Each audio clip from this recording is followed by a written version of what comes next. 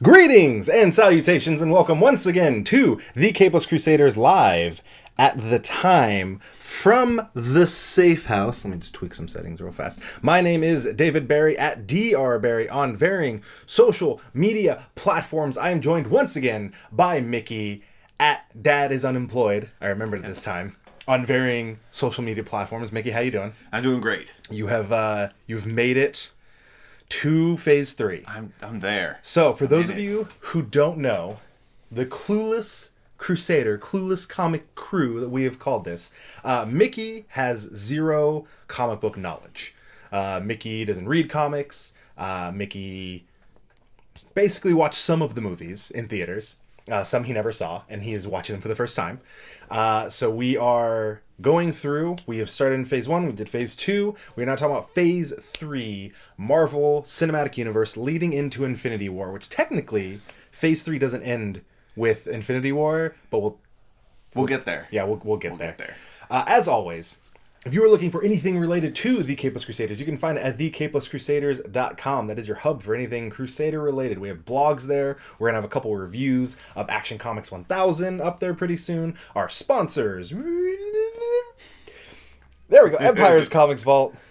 Hot Sauce and Comic Books. And Pugs. That's what I'm going to say. Computer Booter, local computer repair, mobile device, so on and so forth. Video Game Lounge. Good evening to the chat room. Hello, Gimmadin. You were in there right out the gate by Grabthar's hammer, my friend. So let's hop right in because the last two of these, you can't not talk about these. They were hefty. It could go for a while, and this phase 3 is stacked. It's meaty. There's a lot to dig into. Yeah. Are we gonna jump right in? Let's go for it. What was the first movie of phase 3? Captain America: Civil War. Ooh. I like how phase 1, it's like it peaks at Avengers, and then it's like Iron Man 3. And this one, it's like Age of Ultron, then it's like Civil War. Yeah, it's a huge... Oh, how good is Civil War? Civil War is... Well, I'm going to be honest, to this day, I have read a lot of comic books. I have a lot of comic books. There's a closet full then where we're questioning where the baby's clothes are going to go. But... Civil War, to this day, one of the greatest comic books I have ever read. And how does the movie stack up? The movie is great. It did so much with so little because they had access to maybe a fourth of the characters.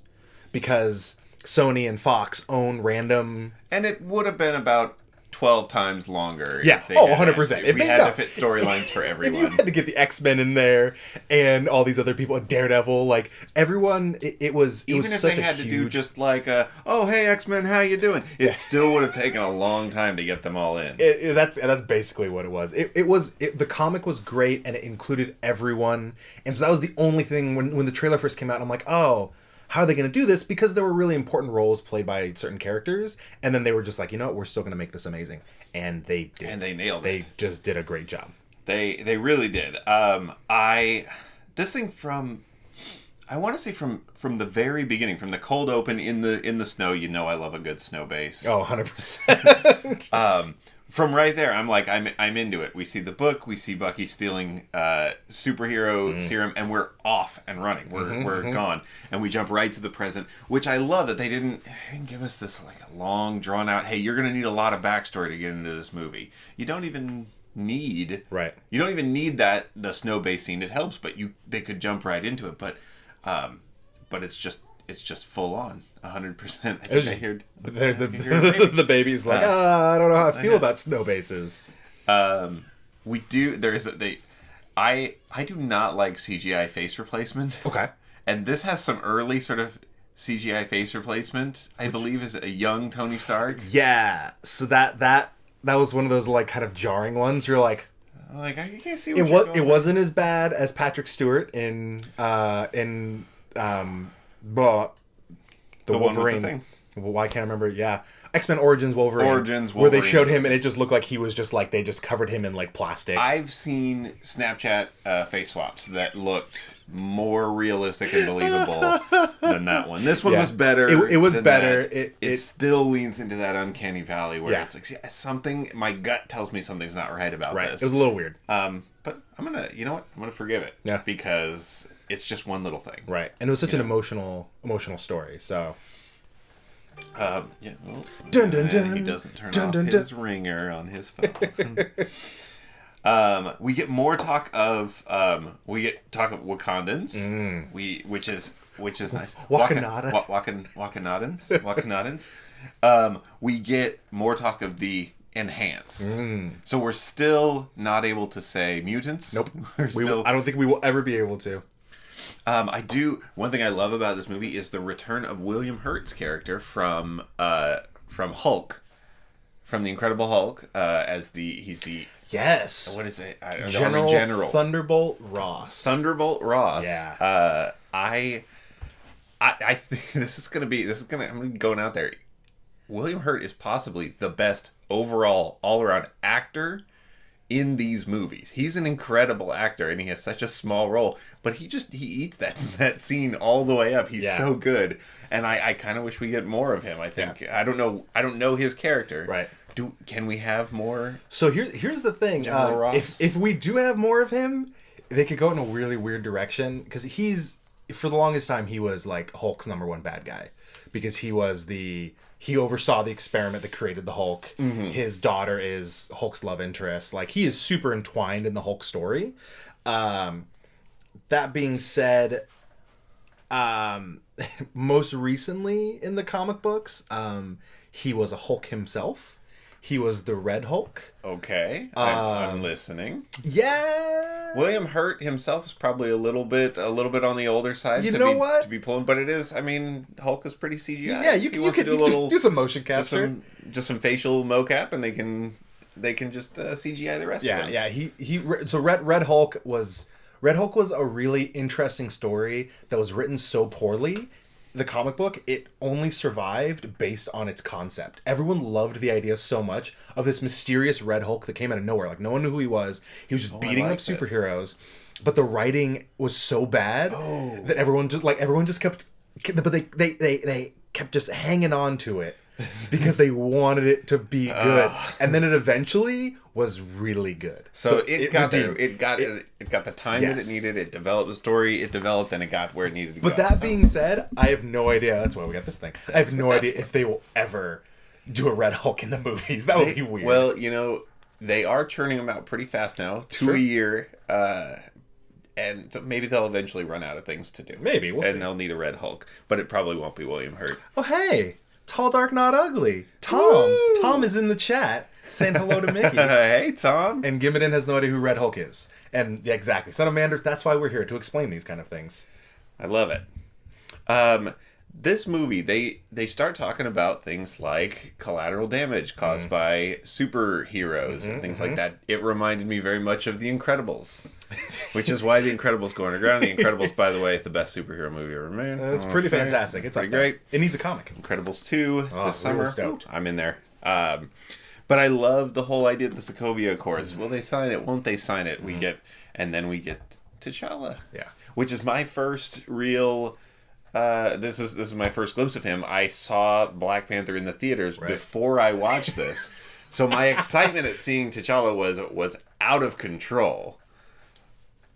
You were just losing it. I was so excited, and then I had to remind myself that timeline wise, this was not as exciting as I thought it was. Right. But I was, we do get Black Panther in this, and in that moment, because we knew it was coming because we'd seen him in the trailers. But when he came on, and it was just like, "Oh, Your Highness," I was just like, "It's here! Like, it's happening! Like, everything. Oh, that's the seeds that were sown." You son of a bitch. I love it. We need more hosts just because I love that. Dylan. This is amazing. I love everything about what just happened. Yes. Bucky arrested. They put him in a very special cagey thing. Yeah. I called it a Bucky in a box, and I thought if they don't make that a toy, like how did we not get like a Funko Pop of like a Bucky in a box or a Jack in the Bucky, a Bucky in the Jack, a Bucky in the box? Like I don't. I just feel like that. Like we missed an opportunity for some branding. There was some good. I mean, Disney will make a toy out of anything, and we didn't get Bucky in a box. I'm a little upset about it. But then this thing assembles almost like an Avengers movie where we get everybody showing up to the party. Oh, first of all, we get Martin Freeman with the spot on American accent. Yeah, I'll watch that man in anything. That's Bilbo Baggins was a fantastic addition, great addition. But we get let me see if I can get this right. Spider-Man shows up. We already saw Black Panther. Mm-hmm. We've seen Bucky. Mm-hmm. We've seen Falcon, we've seen Captain America, we've seen Tony Stark. I don't believe we've seen Iron Man yet, but we have seen Tony.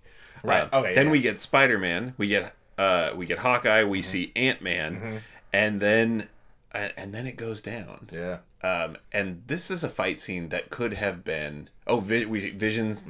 This is a fight. The fight scene out on the tarmac in the airport could have been. I'll be honest. It could have been complete garbage. Yeah. It's a lot of CGI. Right. It's a lot of wide camera angles, which aren't necessarily great for action, but they're trying to fit in as much as they can. And there's a lot of flying camera, a lot of moving around, going through things, and it could have been just the worst. Yeah. But it turns out to be amazing. So good. This is the Russo brothers, right? Yeah. These guys, let me tell you, keep your eye on these kids. Yeah, they might be doing something. They got a future. I mean, dear God, they're gonna break how many billions with Infinity War? Well, this is already $1 billion movie they've made. I would like to point out that everyone just like lost their mind because Spielberg just hit 10 billion. Was it like he's like the first director? Is he the first director, or is he just he hit 10 billion? He hit 10 billion. He's grossed 10 billion. With I his feel films. like the Russos in 2 years are gonna like catch him and pass. It won't take long because they're just like he was making movies in like the 80s and 90s. Now they're like today billion.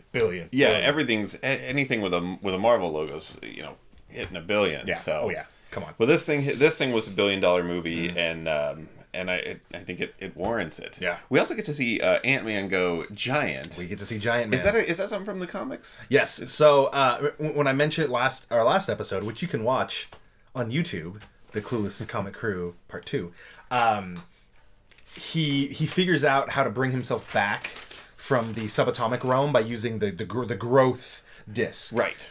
So basically, through that, he gets to tweak into the suit to grow large. So in the comics, Ant-Man, Hank Pym, does eventually build a suit and becomes Giant Man. Which is where he just shrinks less, he just grows more, and he can still shrink if he wants to, but it's mainly about him growing.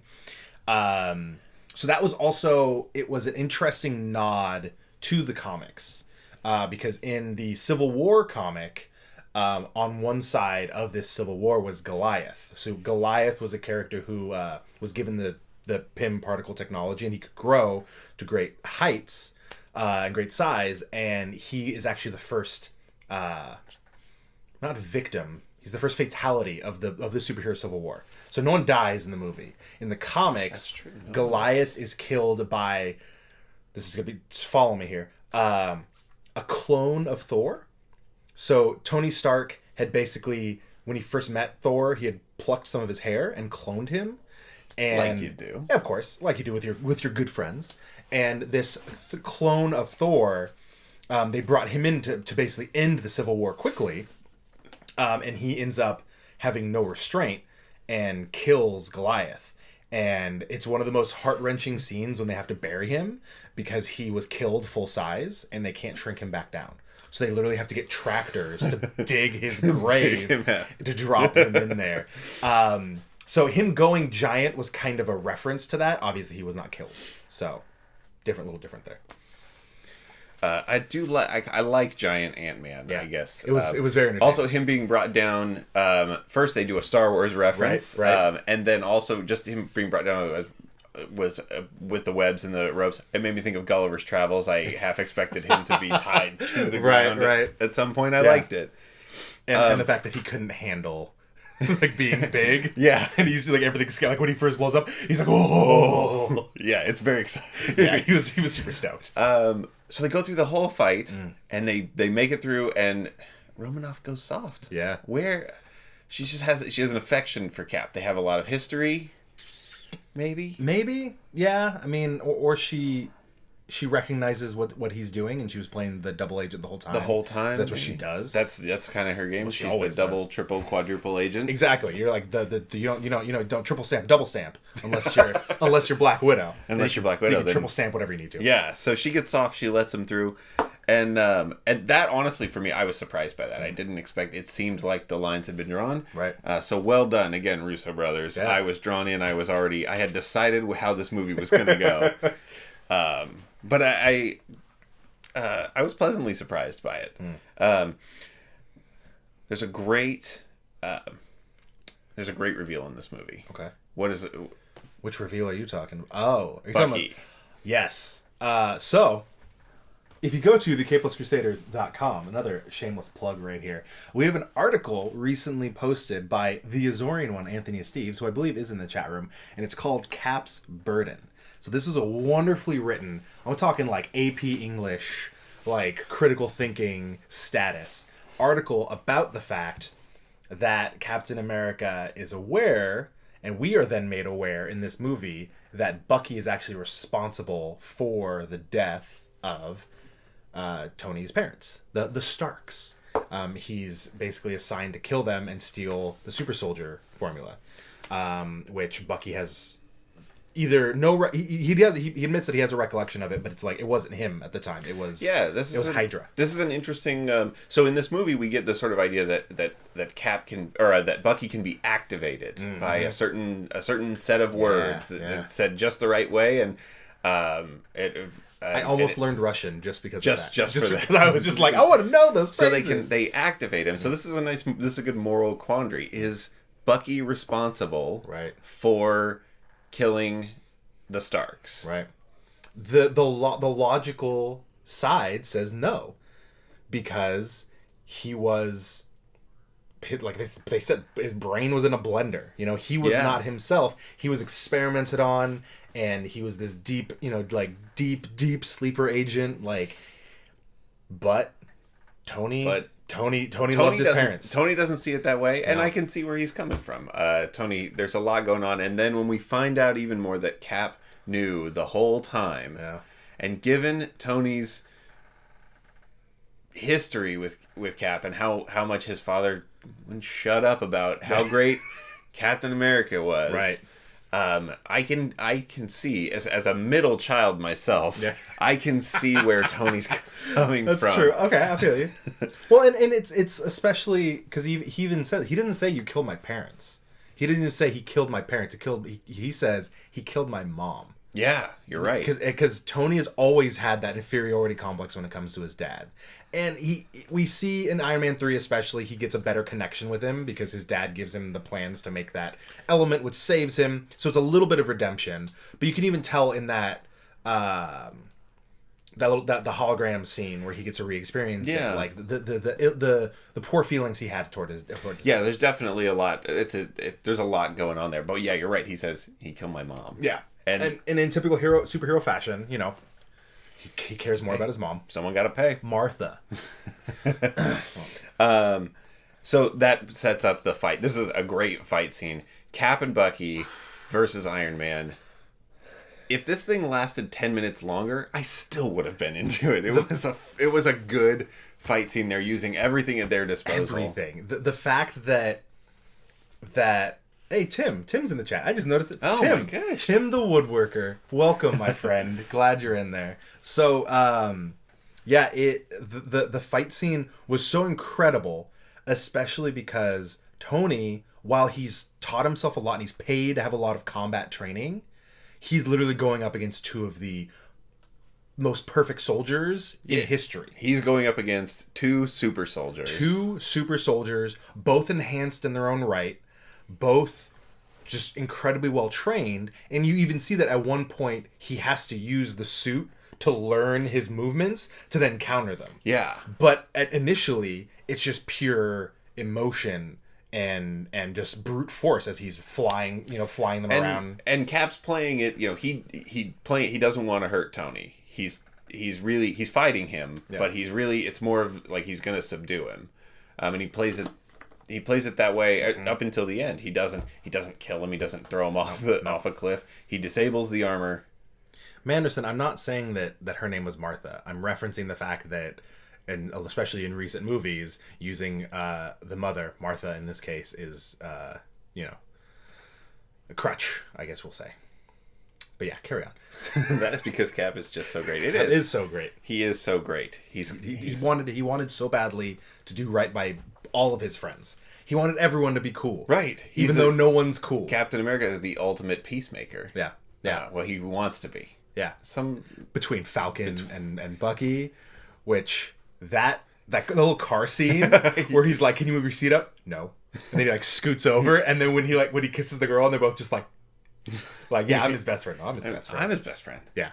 Yeah, it's Cap finds himself in the middle of a lot of complicated situations. He does. And he tends to throw himself into no-win situations, which I think is that's just that we see it from the very beginning. He's willing to jump on a grenade. He's willing to do he's going to do the things that aren't easy, and he's going to do the things that may not be most popular. Right. 100%. But that's what makes him Captain America. Oh yeah, he will definitely he will jump on the literal and figurative blade, grenade, whatever it is. Like yes, taking that, and in this instance, he's taking the side, not even just of his friend, but of the rights of the other heroes. Their rights to be, because they touch on this briefly in the movie. I think they did a really good job, but in the comics, it was so the idea of civil liberty was so at the center of it, because Tony said we need to be responsible, we need to be accountable, we need to be trained,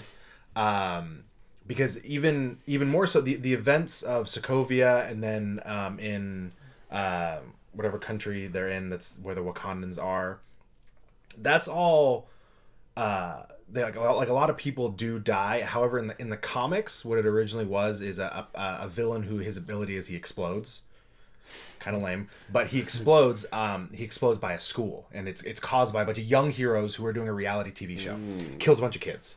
So it's even more so like not just people dying, it's not just like citizens, it's all kids, innocent children, just tons of them, and none of them it's collateral damage in the most extreme. In the most extreme way and so because of that, like Tony is just torn apart when it comes to wanting to do this, to be accountable, to be responsible, whereas Cap is 100%, he's on the side of, well, what happens if Spider-Man takes off his mask and reveals who he is, and all of Spider-Man's villains go after his family, which totally happens.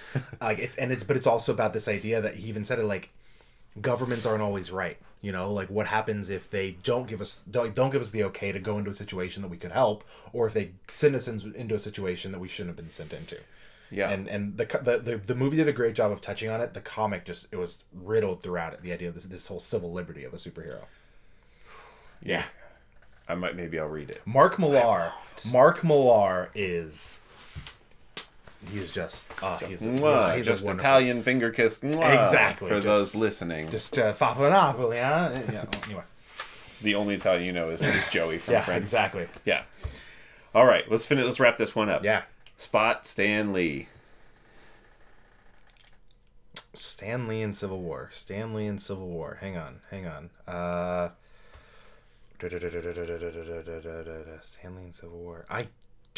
Why can I not remember this? Now I give. He's the FedEx guy. He delivers a package to Tony Stank. Tony Stank. We get a lot of mileage out of Tony Stank. I'm sorry. Would who was the original roadie? Terrence Howard. Terrence Howard would not have been able to deliver that line that Don Cheadle, where he's like, "Yes, this is Tony Stank. Thank you for that." Cheadle he sells that. No, that's where he's earning his money right there. He's so good. Yeah, he's a broken back and comedy. Yeah. And we finish with the Avengers all locked up in jail, disassembled. But once again, Cap to the rescue. He's gonna break them out. Formed the Secret Avengers. That's the team that was in the Savengers. Yes, the Secret Avengers. Savagengers. And then post credits, we get a double post credits scene. We start with Bucky getting frozen. Yeah, getting refrozen in Wakanda. In Wakanda. Best Stanley cameo. Oh, he's got a best Stanley cameo question in the chat from Tim. All right. Dude, that's rough. That's a tough one. This is a good one. Yeah. Because of the Tony Stank line. Tony Stank. That is a really solid one. They get a lot of mileage out of Tony Stank. Yeah. I really like just the very first one we get in Iron Man. Right. He doesn't have a line, but it's just, hey, looking good there, Hef. Yeah. And he just turns around. Especially because if you know nothing about comics and you don't know, you might think it's Hugh Hefner. You might think it's actually him. Like, who's this or guy? you might think, why would they bother putting that scene in there if they weren't going to get the real Hugh Hefner? Right. Who's this actor? Right. I think actually Manderson and I we agree in Guardians of the Galaxy 2 where he's talking to the Watchers. I think that is a fantastic. That is a really, especially because there's this theory that Stan Lee is one of the Watchers because how else is he in every single movie? Oh, I like this. I like this a lot. Given and also with the kind of not really kind of deep cut, but the deep cut where it's Amazing Spider-Man 2 where he's fighting a lizard.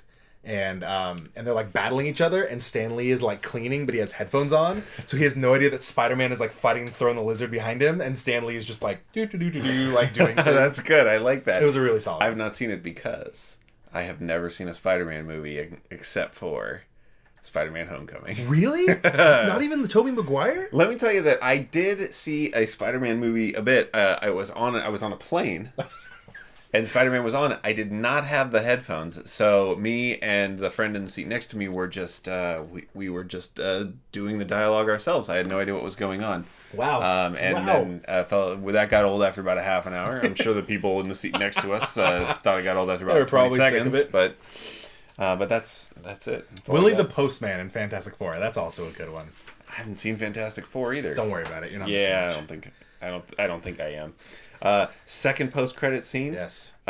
We get Peter back home with a care package. Right, and he has the web technology.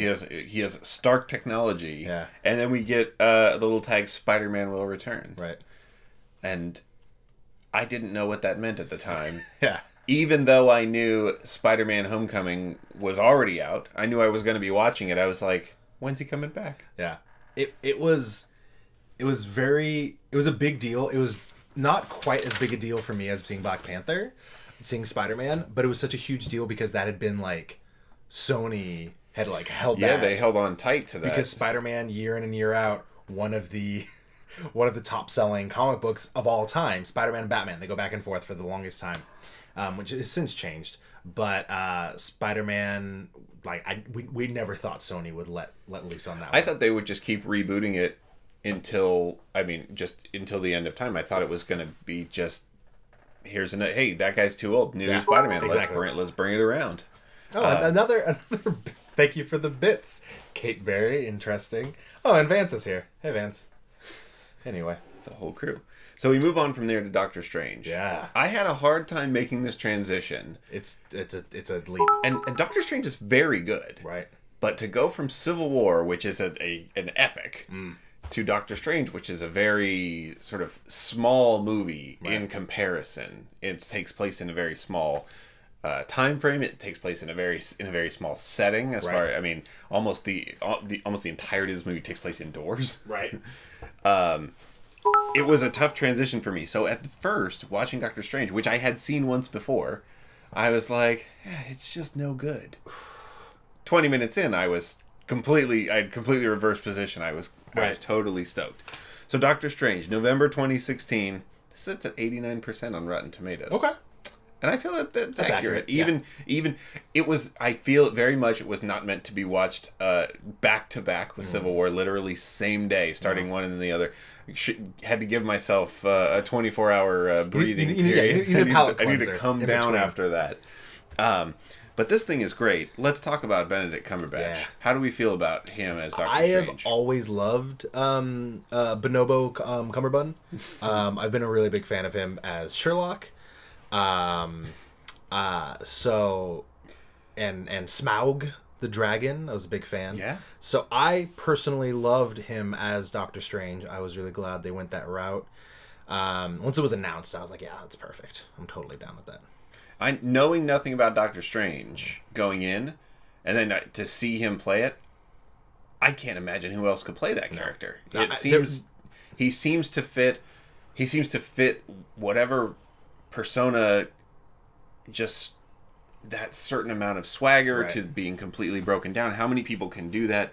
What's his name? I'm trying to.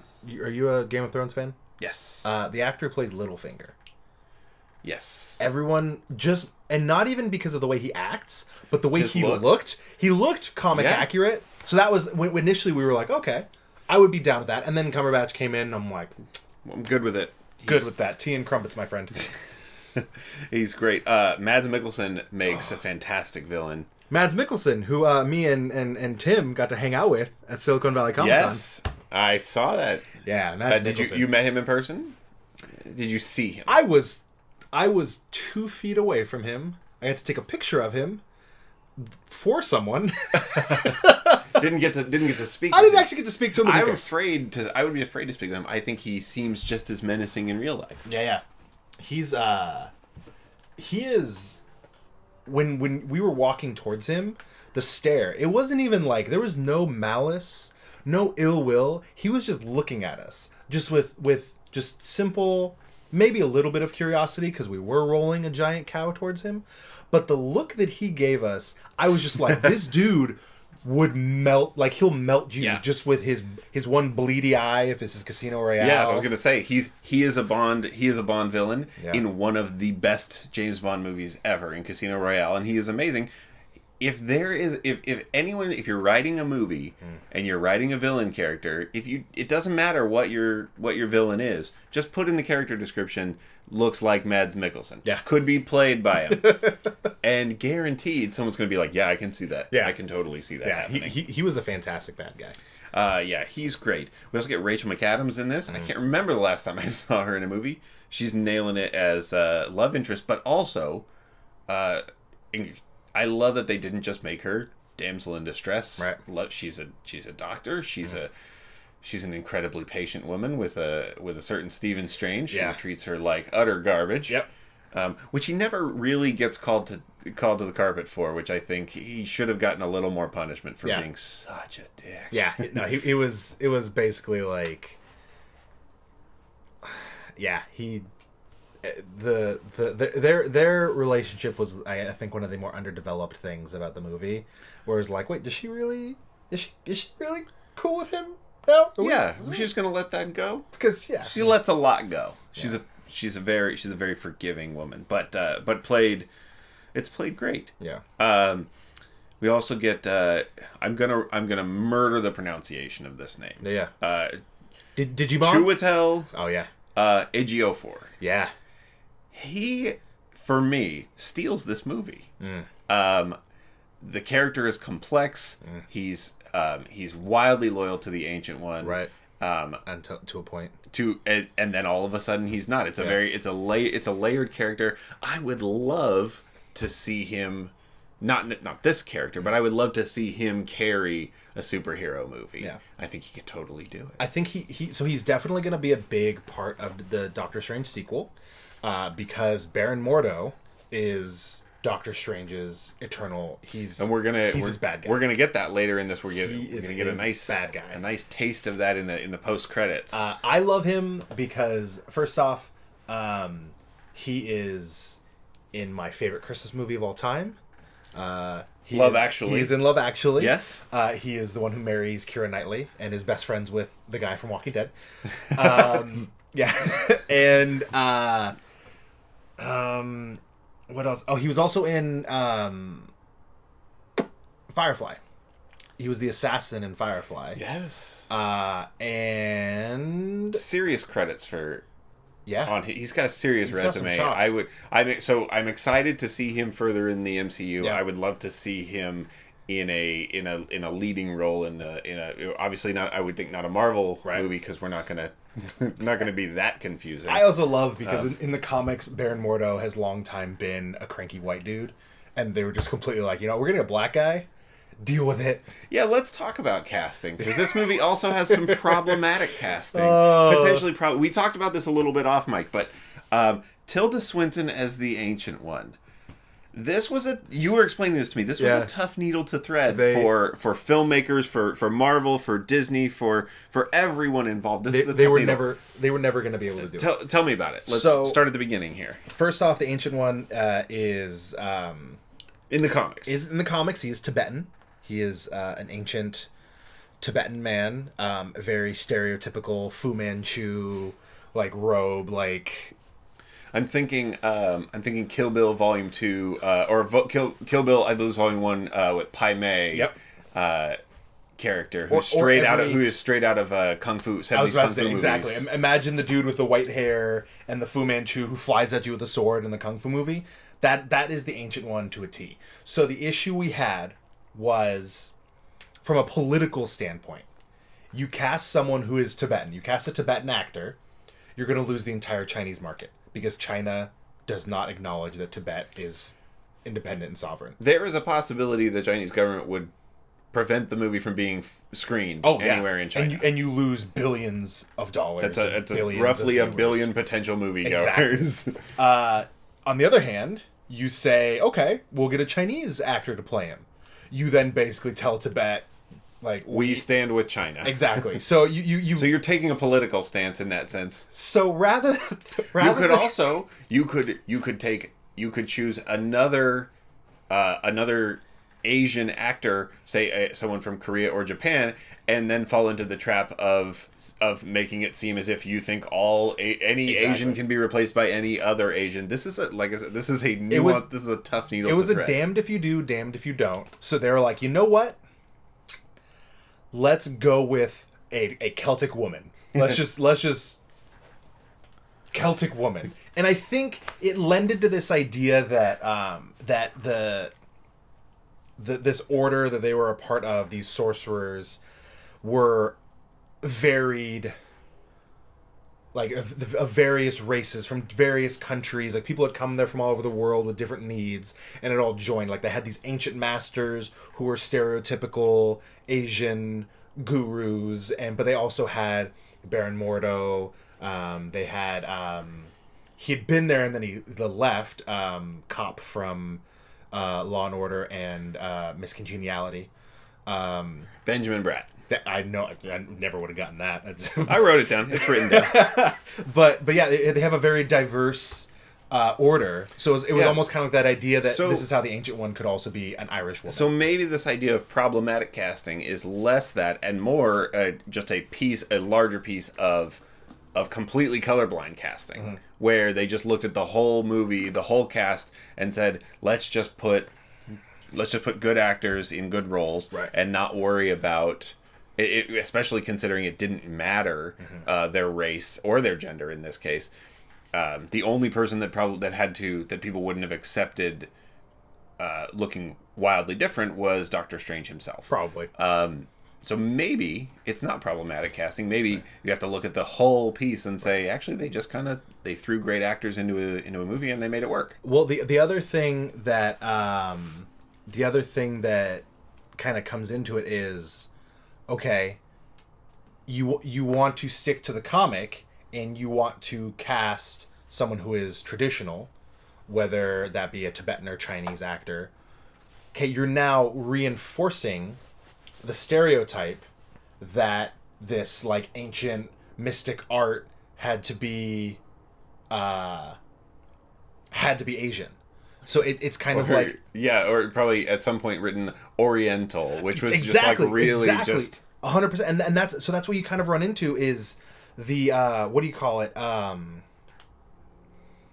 If I'm trying to think of another example, if you have a character who is a martial artist and you cast them as Chinese because Chinese people do martial arts, it's if you change that, if you whitewash it and you have a white actor play a character who's traditionally Chinese, that's offensive. But at the same time, the character was offensive to start because you assume that all Chinese people or all Asian people are martial artists. So it's again, it's even more of a damned if you do, damned if you don't. The character itself was a racist stereotype out the gate. Yeah. So there was really no way there was no way to do it right, and so they just went for it, I guess.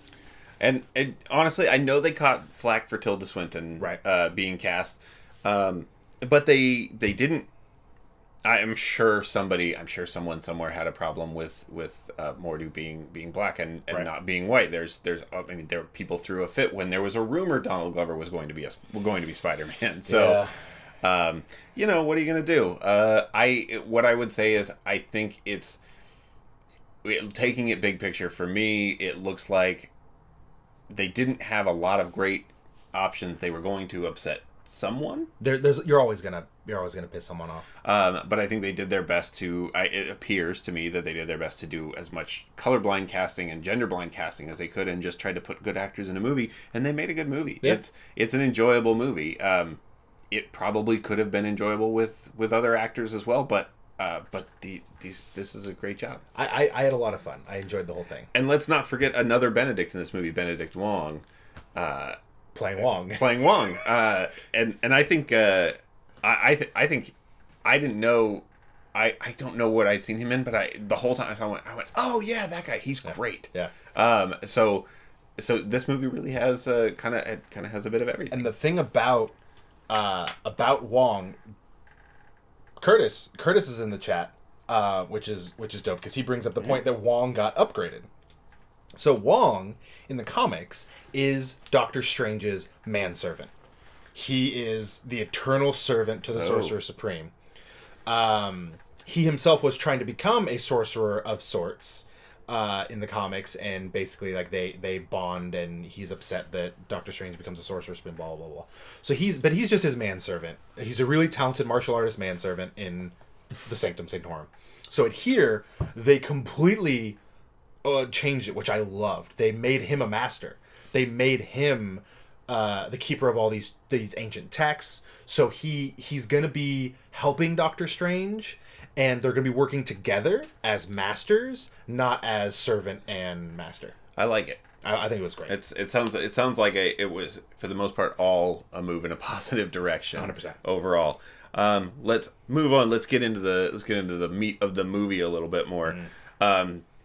Doctor Strange gets his relic. I do love. It's a good beat of comic relief when the cape decides to autonomously wrap itself around a bad guy's head and bash his head in the wall. It pulls Stephen Strange towards away from axes and in another direction. I love. It worked. Yeah. In the comics, tell me, is this similar to how he sort of gets the relic? They all get their relics. So they made or does it just kind of happened. He has in the comics he just has relics. Like he just has all these magical items. They focused more on that recently in the comics because he lost his magic for a while, so he had to use a lot more magical items. But this whole idea that Mordo has these boots and then he has this cloak. He has these named items, and in some stories they do show him like tracking them down, but it's not nearly like you become a sorcerer, you get an item, like you get you pick your thing and now you're a sorcerer because you picked it. Like they don't do that as much in the comics. And it also the movie also focused more on this whole like martial arts, like creating weapons and creating shields. That also is not really accurate to the comics, because in the comics it's more just magical spells. It's more just interesting. This spell, this fireball, this thing. In the movie was more about, okay, now you've created this shield to protect yourself, and they start to expand on his magic, but initially it's kind of more protect yourself, get a weapon, do this thing, so on and so forth.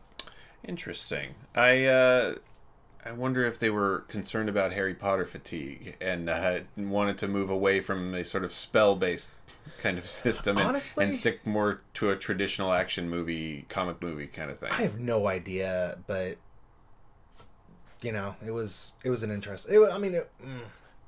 I had feelings about it. I still enjoyed it, but it was kind of strange. Yeah, the way they did it. You get the astral the astral projection fight scene is interesting. Yeah. It kind of reminded me.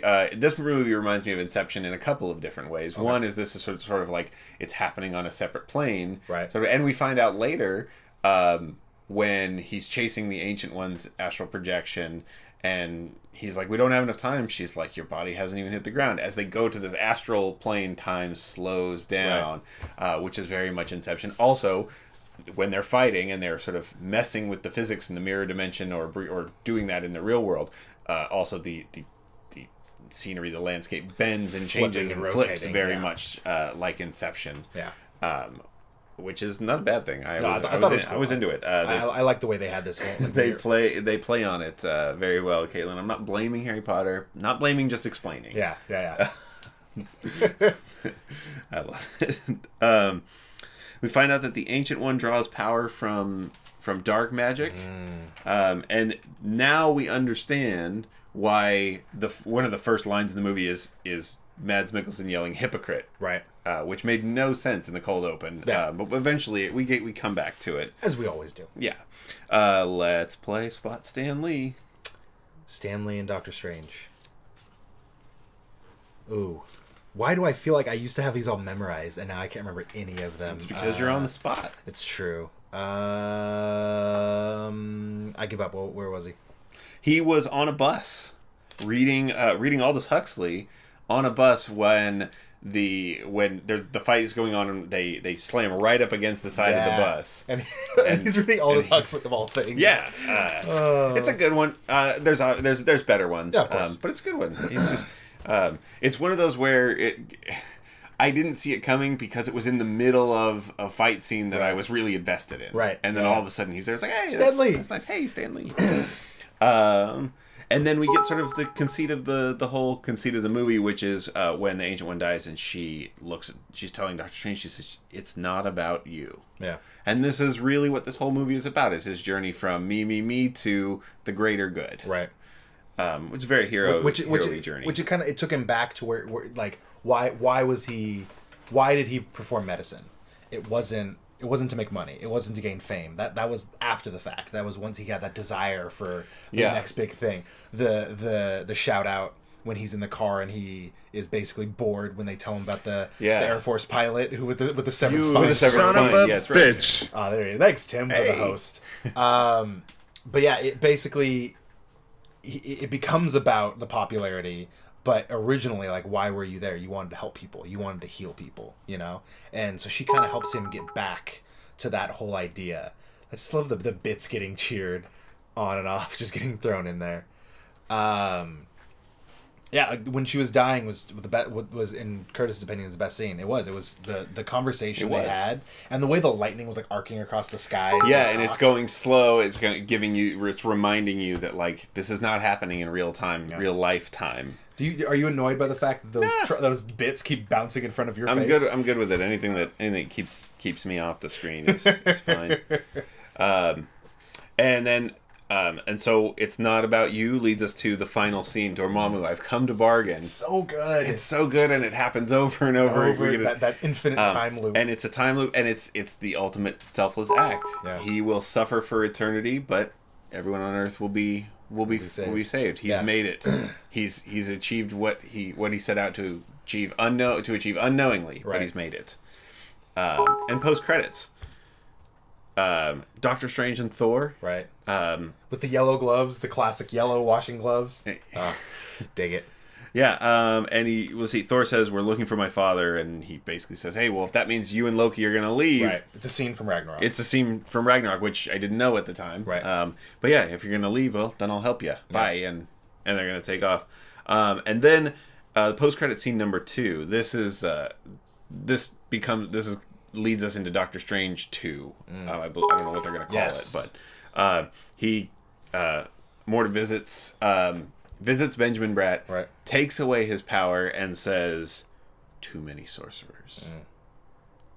And so now you hit on this before, but so now this sets him up as Baron Mordo.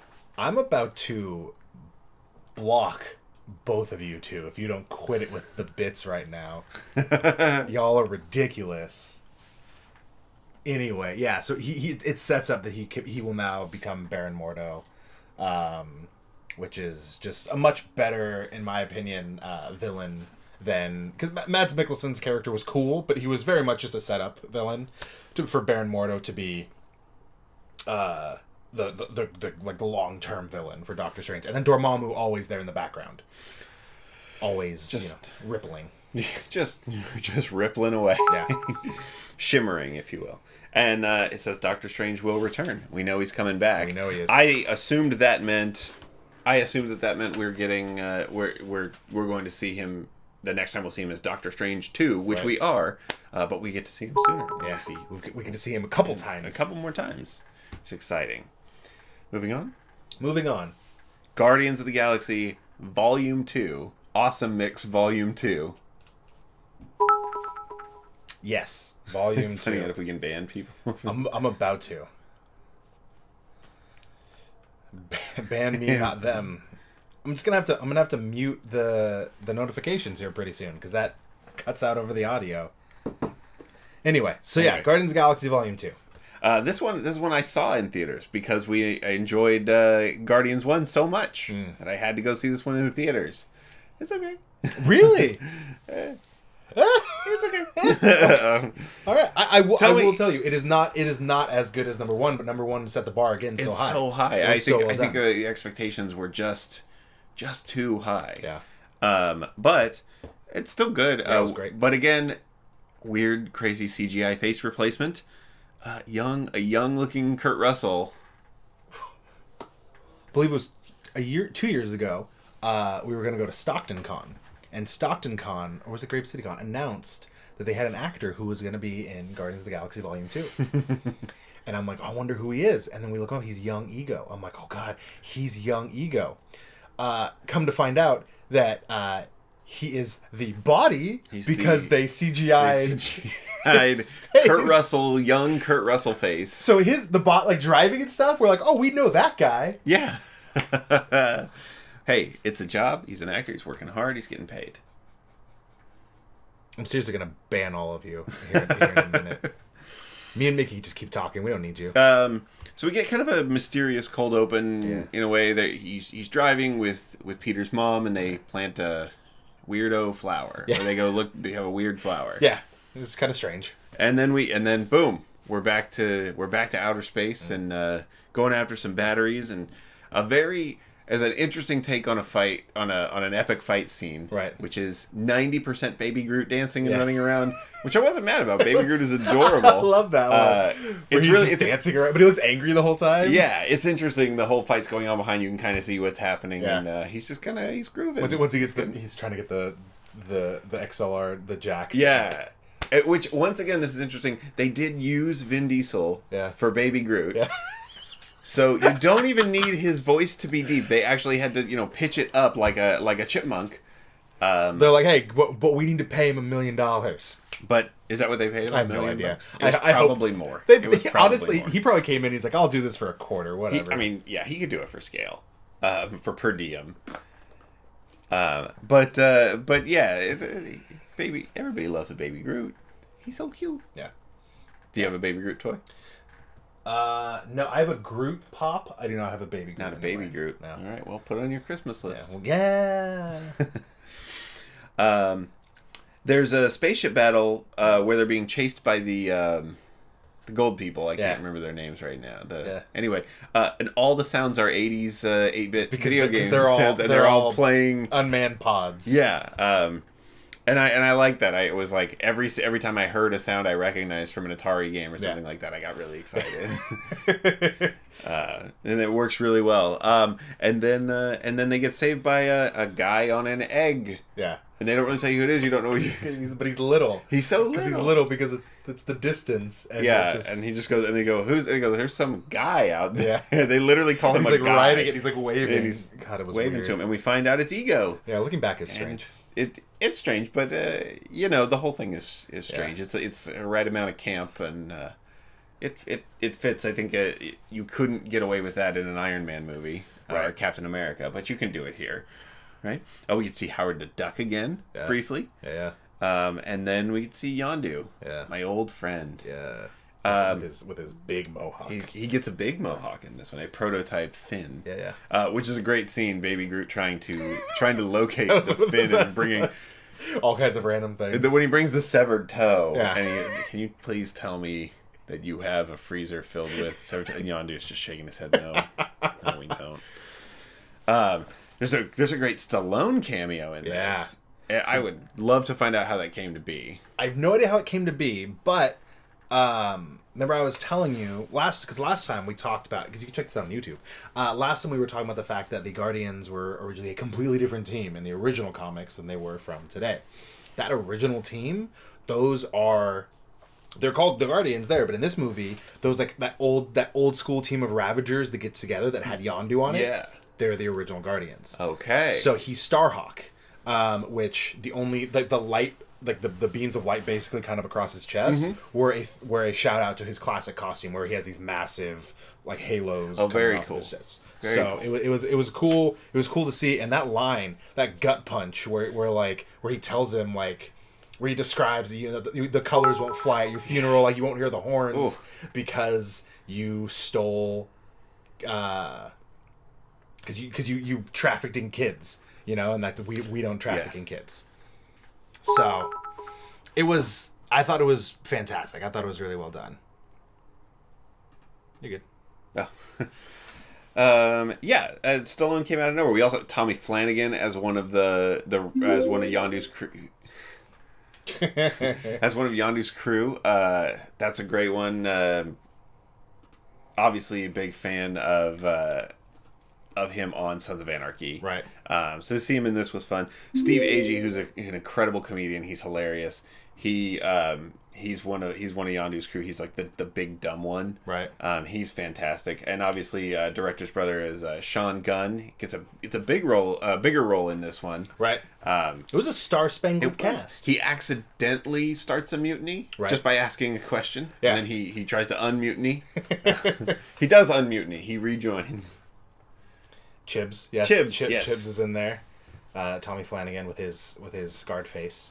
Yes. That's a real 100%, yeah, legit cut from side to side. Yeah, I do like when they come after when are they the Ravagers? They all show up and Rocket's booby traps and he's just running around. He's shooting them into the sky. Yeah, he's just launching guys into the sky. It's a fun scene. And it's shot. I love the way that it's shot. It's not just a ton of like quick cut action or shaky cam. It's and just the music, of course, and obviously the music. Which is this movie's all about the music. Always. When they go to Ego's world and they're flying around, that is just one big acid trip. Yeah, 100%. It's just huge. And they play "My Sweet Lord," which is a George Harrison song. I feel like they wanted "Lucy in the Sky with Diamonds," but the Beatles using the Beatles themselves would probably too expensive. But you can get a George Harrison song at a cut rate because you're only it's only 1/4 of the Beatles, so it should cost 1/4, right?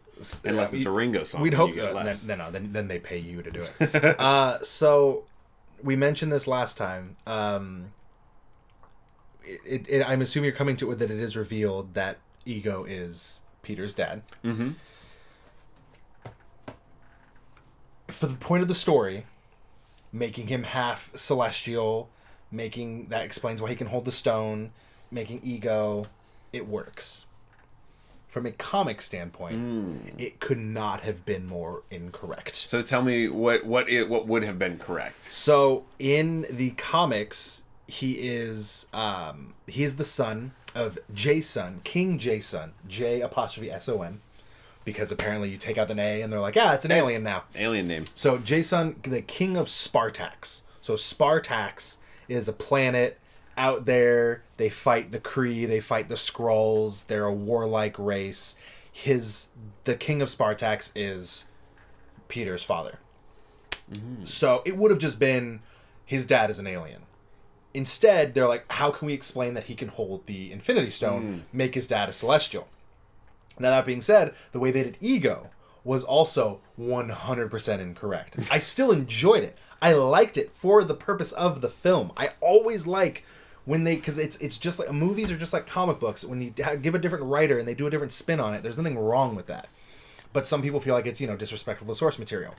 they're always different from the original source material. Superman flies now. He didn't fly in the first original Action Comics. He leapt tall buildings in a single bound. He jumped high. He didn't fly. It was a feat of strength, not a exactly. Feat of it was a magic. propulsion as opposed to. Anyway, back to my point. Ego. They did it for a second when they show his face in the atmosphere. In the comics, Ego is literally a planet with a face. Like, he's got a mustache and everything.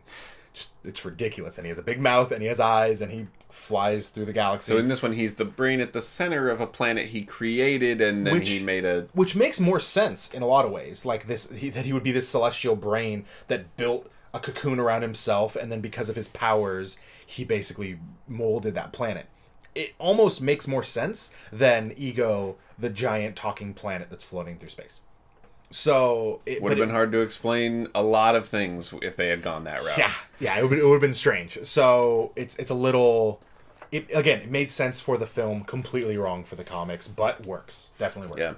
Yeah. When there's the mutiny scene, we get introduced to Taserface. They spend a lot of time making fun of Taserface. Fun fact: do you know the actor who played Taserface? I remember looking it up and being like, I've seen him and stuff. Do you watch This Is Us? No. I don't like crying. Anyway, if you time. watch This Is Us and you like crying all the time, Toby, the love interest of the sister of the big three, which means nothing to you. Nope, nothing. Toby from This Is Us is Taserface.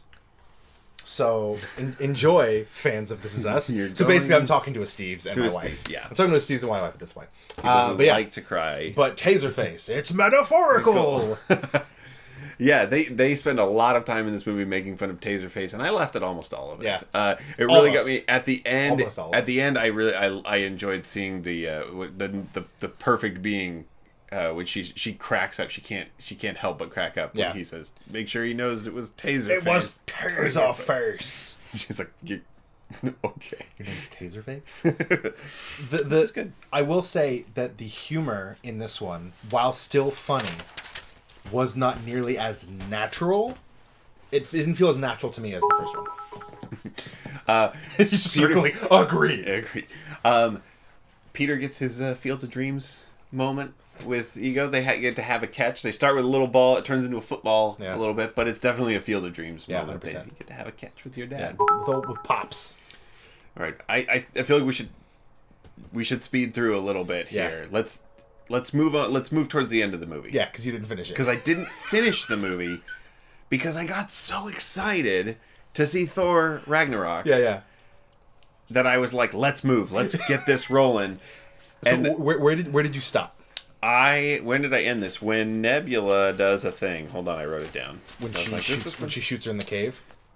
Yep. Yeah. Nebula comes on the attack. Right. And she's just the worst because she's about to die. Right. And Gamora saves her, and then she's like, "Great, I'm going to keep fighting you." And Gamora says, "Are you kidding me?" Yeah. That's about where I tapped out on this one, which I had seen before, but I was just sort of like, I gotta move on.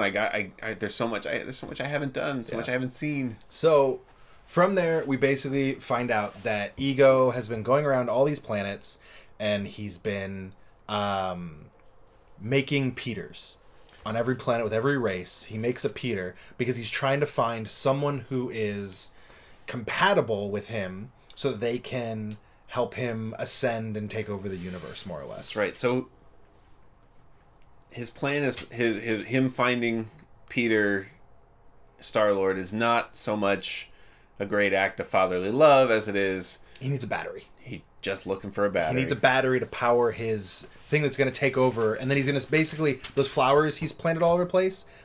Once he has enough power, he can spread himself and just take over the universe. It's all about taking over the whole. Always universe. about taking over the universe. It's a great villain reveal because up until this point, it's really sort of a, is Yondu's the villain? Right. They're being chased after by I still can't remember the name. The Sovereign. And it's sort of, it's not so much unclear, but there's a lot of irons in the fire, and when we have the subplot of this like boy and his dad, and we're getting seeds of Gamora's not quite trusting it, and we don't know we don't know what's going on, but we have that unsettled feeling, and would you really waste Kurt Russell such a big actor on such a. If he was just going to show up and be his loving dad, No, God, no, he has to be. He has to make a turn. Or he could be Jack Burton driving the Pork Chop Express. I just do Big Trouble in Little China All the time. the impressions. It's either Pork Chop Express or Mr. Button. Anyway, Same as it's the same as we got with Robert Redford, where it was like that's a great right. Robert Redford's great. He had to be but evil. He couldn't just be this functionary He couldn't just be guy. the government guy. He had to be evil. Couldn't just be that. So it's revealed he's evil. He's been collecting his children and basically been using them up in an attempt to power this universal takeover. Peter's the only one who could do it. Because he can, and he's sort of attracted to that. Hey, he can hold an Infinity Stone. Yep. We know that he's got some serious power. Yeah. So, he basically explains his plan. Peter's like, he more or less brainwashes him, kind of, but Peter then kind of feels like, wait, what about my friends? What about this? Because he's not 100% for it. So Ego then basically says, whatever, I'll just use you then. And he turns him into this battery. And then he admits that he, as he put it, it hurt him so much to put that tumor in her head. So he killed Peter's by mom. putting the tumor in her head. Oof. So that's a tough one. That then, like, that's the thing that brings, like, his friends, everything, that's the thing that brings him back. All of a sudden, he's like, you killed my mom? Again, back to this whole, like, you killed my mom. Like, Always Bucky killed back to Tony's the mom. Like, it's all about that. So he then basically goes off and starts using his powers to fight Ego. He then he rejoins the Guardians. They find out that they have to blow up the brain at the center of Ego because Mantis is now helping them because Mantis knows that she's been helping this evil plan the whole time. So they try to distract Ego while Baby Groot and Rocket use the batteries they stole to make a bomb that's going to blow up Ego's brain. That's where we get this great fight scene. That's where we get eventually Yondu saving Peter. Oh man. Yeah, all the feels are coming.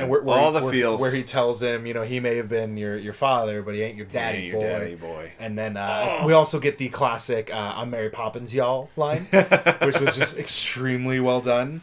Yeah, that was great. That was fantastic. It was super. The line from Yondu, it just kills. Yeah, it's so good. Yeah, and Rooker delivers it. Just so like I don't know who Mary Poppins is. Is it cool? Is it cool? Yeah. Yeah. Mary Poppins, y'all. So we then the Guardians escape. Ego is killed. Yondu sacrifices himself to save Peter. It's very emotional. They then have a Ravager funeral for Yondu, where they lay all the things. They lay all of the what do you call it? Like his like medals and stuff over him, and they basically like push him out into the engines so his ashes go out through into space, and then suddenly all of the Ravagers appear because they find out what Yondu did. They found out that he basically atoned for his sins. And then the horns play, and they all shoot their colors. He gets a proper goodbye, a proper funeral. He gets the salute from all of them. Yeah, so many of them loved him and saw him as a friend and a brother. So Yondu gets the Ravager funeral. It's very emotional, and then we see his Stardust turn into an arrow at the end. Yeah, let's go back and let's do a Yondu origin movie. I'm down with it. I'm into it. But that's the thing. Because at the end, the other thing you do see is in the post-credit scene. Is the Ravagers getting together. Yes. And so they're kind of doing it for Yondu, like one more job. So I have no idea if they're ever going to actually go, but they could do an origin story where they talk about them as Ravagers. I think being the original Guardians. I'd pay to see it. I'd be down with it. There you go. So that's $12 you get out of me. Then the other post credit scene is Stan Lee, who gets 2 cameos. He gets a double. Well, this movie has technically 5 post-credit sequence or mid-credit sequences. It's true. It has a lot. So not all of them substantial or consequential, but they're all worth what we're all sticking around for. So first Stan Lee is when they're jumping, like we're doing all the warp jumps, and they get all like crazy and like warped in space and stuff. You see him talking to the Watchers. Yes, and he's explaining all these different lives he's lived, and he's kind of like, then I was a delivery man, and it's like. It's very meta because he's talking about all of his scenes from... He knows he's a Watcher. Yeah. Then we also the post credit scene where the Watchers are leaving him behind, and he's like, "Who's my ride?" We also get the He plays a great old man. 100%. Yeah. It's like he's actually old. We get the David Hasselhoff music video. Oh, fantastic! I mean, first of all, We let's go back to are the Hasselhoff cameo. Yeah. Was so predictable, Yeah. and yet so satisfying. Where he transforms into him because Yeah. he always thought that Hasselhoff was his dad. Yeah, it's great. And then at the end of the music video, Yeah. I mean, what you can't, you're not gonna, what are you gonna bring the Hoff in for one scene? Yeah, no, that- you got to use him. It was so well done. I mean, the man can bring down the Berlin Wall. Yep, it's They true. love it. Huge in Germany. Single-handedly, the Hoff. Yeah, he did it all himself. We also see. That's why you don't hassle. You don't hassle the Hoff. We see Peter dealing with teenage Groot. Yeah, teenage. As his voice is changing and he has vines everywhere. And he's just like, I'm not boring. As he's playing his video games. As he's playing his video games, yeah. I like teenage. Well, I don't like teenage group, but I like the idea that they've already set up. Like, hey, time's passing. Yeah. Even though we know from the previews for Infinity War that that's farther in the future because Infinity War he's still That's Baby right, Groot. he's still He's Baby not Groot teen- in. They just wanted to show It's just- teenage Groot. Yeah, I think it was just for fun. Leaving all the vines everywhere. It's a satisfying end, I think. Yeah. And it's a big. Okay, we're gonna jump now from Guardians of the Galaxy, Yeah. Volume 2, Yeah. to Spider-Man. Something we never saw coming. This is a wild change. Yeah. So, how did we get a Spider-Man movie in the MCU? Logistically, Give me the short version, Yeah. because this could go. This could be. when it comes to contracts, I have no idea. Sony owns the rights to Spider-Man. They have to make a Spider-Man movie every so often to retain those rights. Basically, somewhere along the line, Kevin Feige, the president of Marvel Studios, basically met with the president of Sony and was like, "Hey, John Sony." exactly, John Sony, big fan, and was basically like, "Hey, we're making billion-dollar movies. Your last two Spider-Man movies, Spider-Man, Amazing Spider-Man and Amazing Spider-Man 2, didn't do great. Let us use Spider-Man." And they basically came to an agreement that involves someone producing it and then someone distributing it and someone getting paid, and I don't know the actual. Basically, they came. A lot of people are making a lot of money, and we're not two of them. Exactly, 100%. We don't. I mean, we those bits. By the way, we get 1 penny each. So every time you guys are throwing 2 pennies at us a time. Thanks. We'll take them. But yeah, kids so. But. So they basically it's a conjunction. He exists in the Marvel universe now, but Sony still retains the rights. And away we went. And off we go. Tom Holland. Tom Holland. What do you think of Tom Holland? He's British. Can Brits not play Spider-Man? I mean, he did pretty good. I think he's one of the best. I think he's. I liked him. I have not seen another. Yeah, you haven't seen the other This is one. My only Andrew Spider-Man. Garfield and Tobey Maguire. The problem with them is they're a little older, and so you never got to get that high school Peter.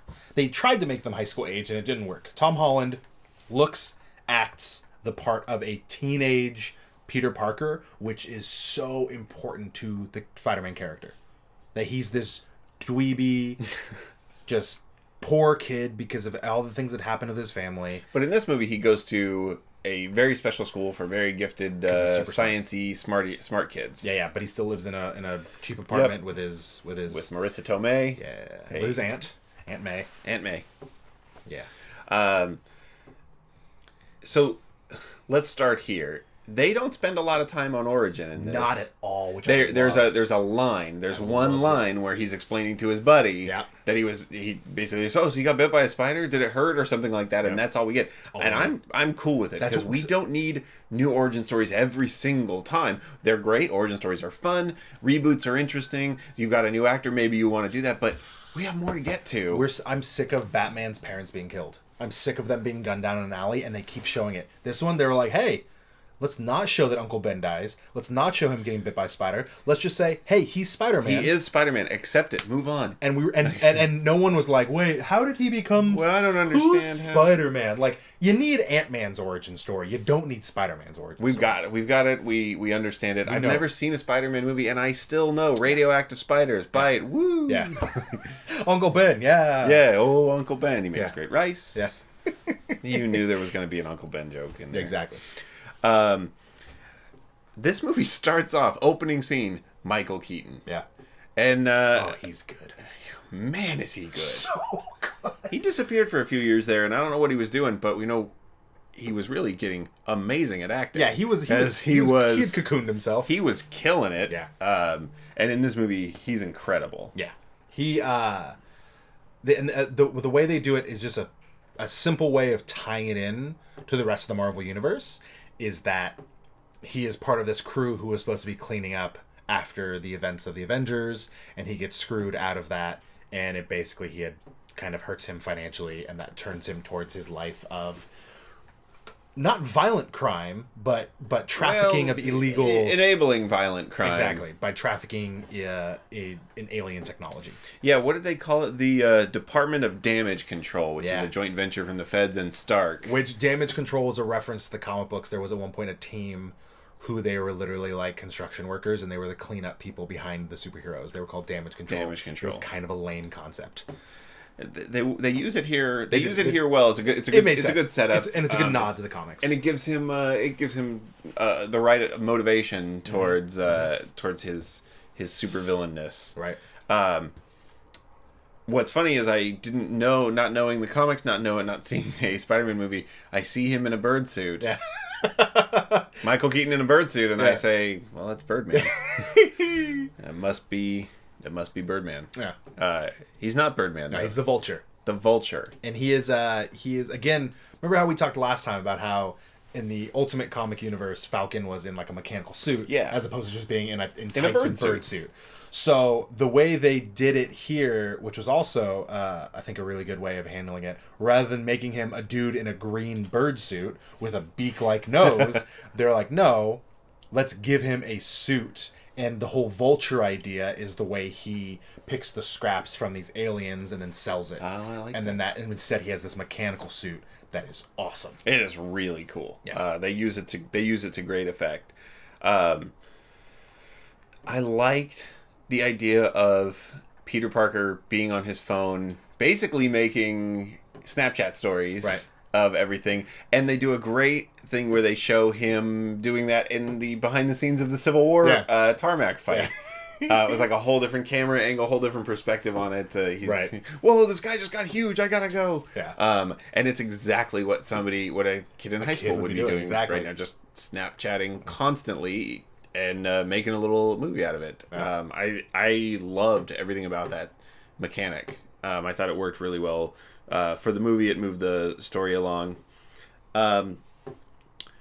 The bank robbery scene with the Avengers masks, I thought was funny. Yeah. I didn't see it coming. I did see when he goes into the bodega and he's like, "Hey, this guy's he seems inconsequential, but he's actually really important to me." I was like, "That guy gonna die." Yeah. Like, now he did not die, but his shop did get pretty well blowed up. Yeah.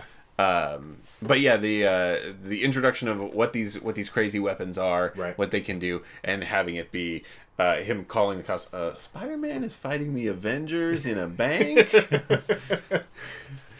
I liked it, and I loved I loved the way that they shot the fight scene, and the dialogue, the heavy dialogue of just sort of, it's quick one-liners, Which is so that's Spider-Man. Yeah, which you explained to me. I was like, 100%. I don't get it. And you were like, you gotta know Spider-Man to know what he that does. He is full of those. He is full of the self-deprecating comments, and he is full of the witty one-liners and the how am I going to like talk these guys out of the situation while simultaneously hitting them with webs. Yeah, it's in context, I loved it. I thought it was great. This movie had it's a lot of really good action, and it flowed so well. Like, I barely knew that it was almost over. Yeah. It was just like It was very well paced. We're jumping from one thing to the other. It's we get a nice little high school romance, little love story, and then I like the big reveal that of course you're gonna fall in love with the girl whose dad is the Vulture. Right. Oh, I mean, that had to happen. The car scene. Oh yeah, It was like straight out of a friggin'. It was like Goodfellas kind of a thing. It was so well done, where the way he threatened him because he knew he was Spider-Man. I thought Michael Keaton was And I'm so glad, and I'm also really glad they didn't kill him. Yeah. Because he does not deserve it because he's so good. And we can have him back Exactly. if we need him. Because they set up with the way the Sinister Six, so we're... Who now? Yes. So the Sinister Six, classic Spider-Man villains. It's basically after he fights all these different guys, they basically all get together and realize they have to join up to fight him. So it's been multiple iterations, but a lot of the times Vulture, Scorpion, Electro, who was Jamie Foxx's character. You didn't see the other one, never mind. He fights a bunch of guys. They all join together and become this team of 6 people who fight him, the Rhino, and we get that because the guy with the scorpion tattoo in prison, that's the hint that he might be joining up and forming the Sinister Six, and it's also now they're even because he saved his life by telling him no. Yes. Not to kill him, basically. Now they're even. So if I knew where he was, I would. Yeah. But we're getting ahead of ourselves. There's a couple cameos in this. I love Hannibal Buress. Yeah. And Donald Glover. Yeah. I didn't see that coming at all. And he is again a comic book nod. The character's name is the same name of the character, Nightprowler, who is a bad guy who turns good guy, who helps out Spider-Man. Not that we think he's actually going to be Nightprowler, but it was a nod. It's always good comic nods. Yeah, they're sprinkled in exactly throughout. I love so Tony gives him the upgraded suit, and I love they call it the training wheels protocol. Yeah, exactly. There's a hack. There's another one that's on there. There's training wheels and there's I'm sure I wrote it. Baby monitor protocol. Yeah. So he knows where he is at all times. So he has to hack through the training wheels protocol. He has to remove the tracker out of it. But I love that Tony just can't help it. He could have called it anything else, but he calls it baby monitor protocol. He just has to needle him every chance he gets. He can. Make sure he still knows he's a kid. Yeah. That's what I said. The scene on the ferry. That was nothing what I was expecting. And then when I was sure, well, okay, now Spider-Man's figuring it out. He's using the suit to identify that he's going to save the day, and he doesn't save the day, which sets us up for, Tony giving him a sweet lecture. Right. The way, when when they argue, and then he's like, "You're not even here," and the suit opens up and he's actually there. I was like, yes. Yeah. It was such a good. Like Tony was annoying through the whole thing, but at the same time, it wasn't, because it was just. He was ever we always thought he was just oh, I'm gonna be the kid's mentor, but I'm never actually gonna talk to the kid. But the whole time, he's actually very much involved in mentoring him. He's just making it seem like he's not. Yeah, kind of. Yeah, he's doing it in a very Tony way. Yeah. Which they hint at the end, where it's like, oh, you knew I was gonna say no, and off to he's like, yeah, totally. And cancel the press conference. Yeah, Pepper comes out. Oh, we can see Pepper again. Yeah, Pepper comes out, and there is a room full of reporters in there. But he turns down the suit, he's making the strong choice, and which is a lot for a young guy, because he knows that he needs to spend a little more time as the friendly neighborhood Spider-Man. The friendly neighborhood Spider-Man. So are we going to get a movie called Friendly Neighborhood Spider-Man? I really hope so. I've wanted one for a long time. Spider-Man fighting petty crime. I'd be down with it, except for the fact that now he's going to be the Iron Spider in Infinity War. So the Iron Spider. Tell me about Iron Spider. So in Civil War, the original Civil War comic, Spider-Man originally sides with Tony, as he does in the comic book, and he's given the Iron Spider costume. So he has his normal cloth costume with his web spinners. Iron Man then builds him the Iron Spider, which is this super advanced, technical, really similar to the movie costume that has these big. It actually has spider legs and stuff that he can use to be more mobile, be more combat effective. So that's the suit that's introduced. It's it looks all metal. It looks like there's a lot more tech to it. That's the one that he shows him that he turns down. So that's the one that he's going to be wearing. We've seen him wearing it in the Infinity War trailer. So but he doesn't have the legs, but he's going to be the Iron Spider. The Iron Spider. I like it. So we finished with some post-credit scenes. Wait a minute. We didn't do Spot Stan Lee. I skipped it. Spot Stan Lee. Yeah, I'm not even gonna guess. I can't remember. In the scene in the alley. No, with the people are all yelling. They're all yelling out the windows. He's yelling out the window, and he's flirting. He says, "Don't make me come down there, you punk!" And he's again playing a great old man. He's playing a great old man who loves Spider-Man more than anything. Yeah. It's another really good one. Yeah. Sorry, sidetrack. Post credits. So we see Vulture, like we were talking about, in the jail. Yeah. And the guy says, "Hey, you know who he is. Right. You know where I can find him." And Vulture doesn't take it. Right. He doesn't take him up on it. Now they're even. Now they're squared even. away. So now he can get out and he can go after him. Yeah. And then the second post-credit scene, this one's just for fun, just pure comedy, is a Captain America video for kids PSAs about patience. Yeah. We're all just sitting there in the theater. Are you waiting? And then it's basically making fun of us all 'cause we're all sitting there. and he's just standing there. I had the luxury of fast-forwarding through credits to it, and I still felt a little God, no, we guy. that was one of those times where we're like, yeah, no, they've realized they can do that joke now. They can. It's been going for 10 Yeah, years. yeah. This is 10-year gag years. in the making. They probably wrote it year one and said, Yep. "Don't use it yet. Yep. Save it. So well done. Sit on it." All right. Spider-Man will return. Yes. But before then, Yes. Thor Ragnarok. Wow. This is my first time seeing it. Okay. And I'm a Thor fan. Yeah. I can even see the good parts in Thor 2. Right. The Dark World. Yeah. There's a few of them in there. Yeah. All right. Thor Ragnarok. Taika Waititi, man. This guy can direct. Taika friggin' Waititi. Did you see What We Do in the Shadows? I haven't. Oh my God! I If you have to. You have I know to see I it. have It's to. 'Cause amazing. I've seen It's trailers. incredible. I'm like, it's perfect for me. Yeah, this thing is so good. We start out Thor in a cage, talking. We think he's talking to us, but he's actually talking to the skeleton. So this thing starts out on a note of sort of self-referential and comedy. Yeah. From the very beginning, and then he breaks out, and we're hit in the face with Led Zeppelin and a sweet fight scene. Yeah. So it's action, it's comedy followed by action right away with a great musical. I don't know, it's not score. Right. Soundtrack is the word we're looking for there.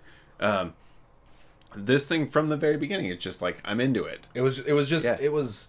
I think they saw that Thor 2 didn't do as good, so they were like, let's just kind of take this in a different direction. Yeah, and they definitely let them have whatever fun they wanted with it. And they just took Guardians of the Galaxy and they crushed it up and they just sprinkled it over like Salt with Bae a kiwi cinnamon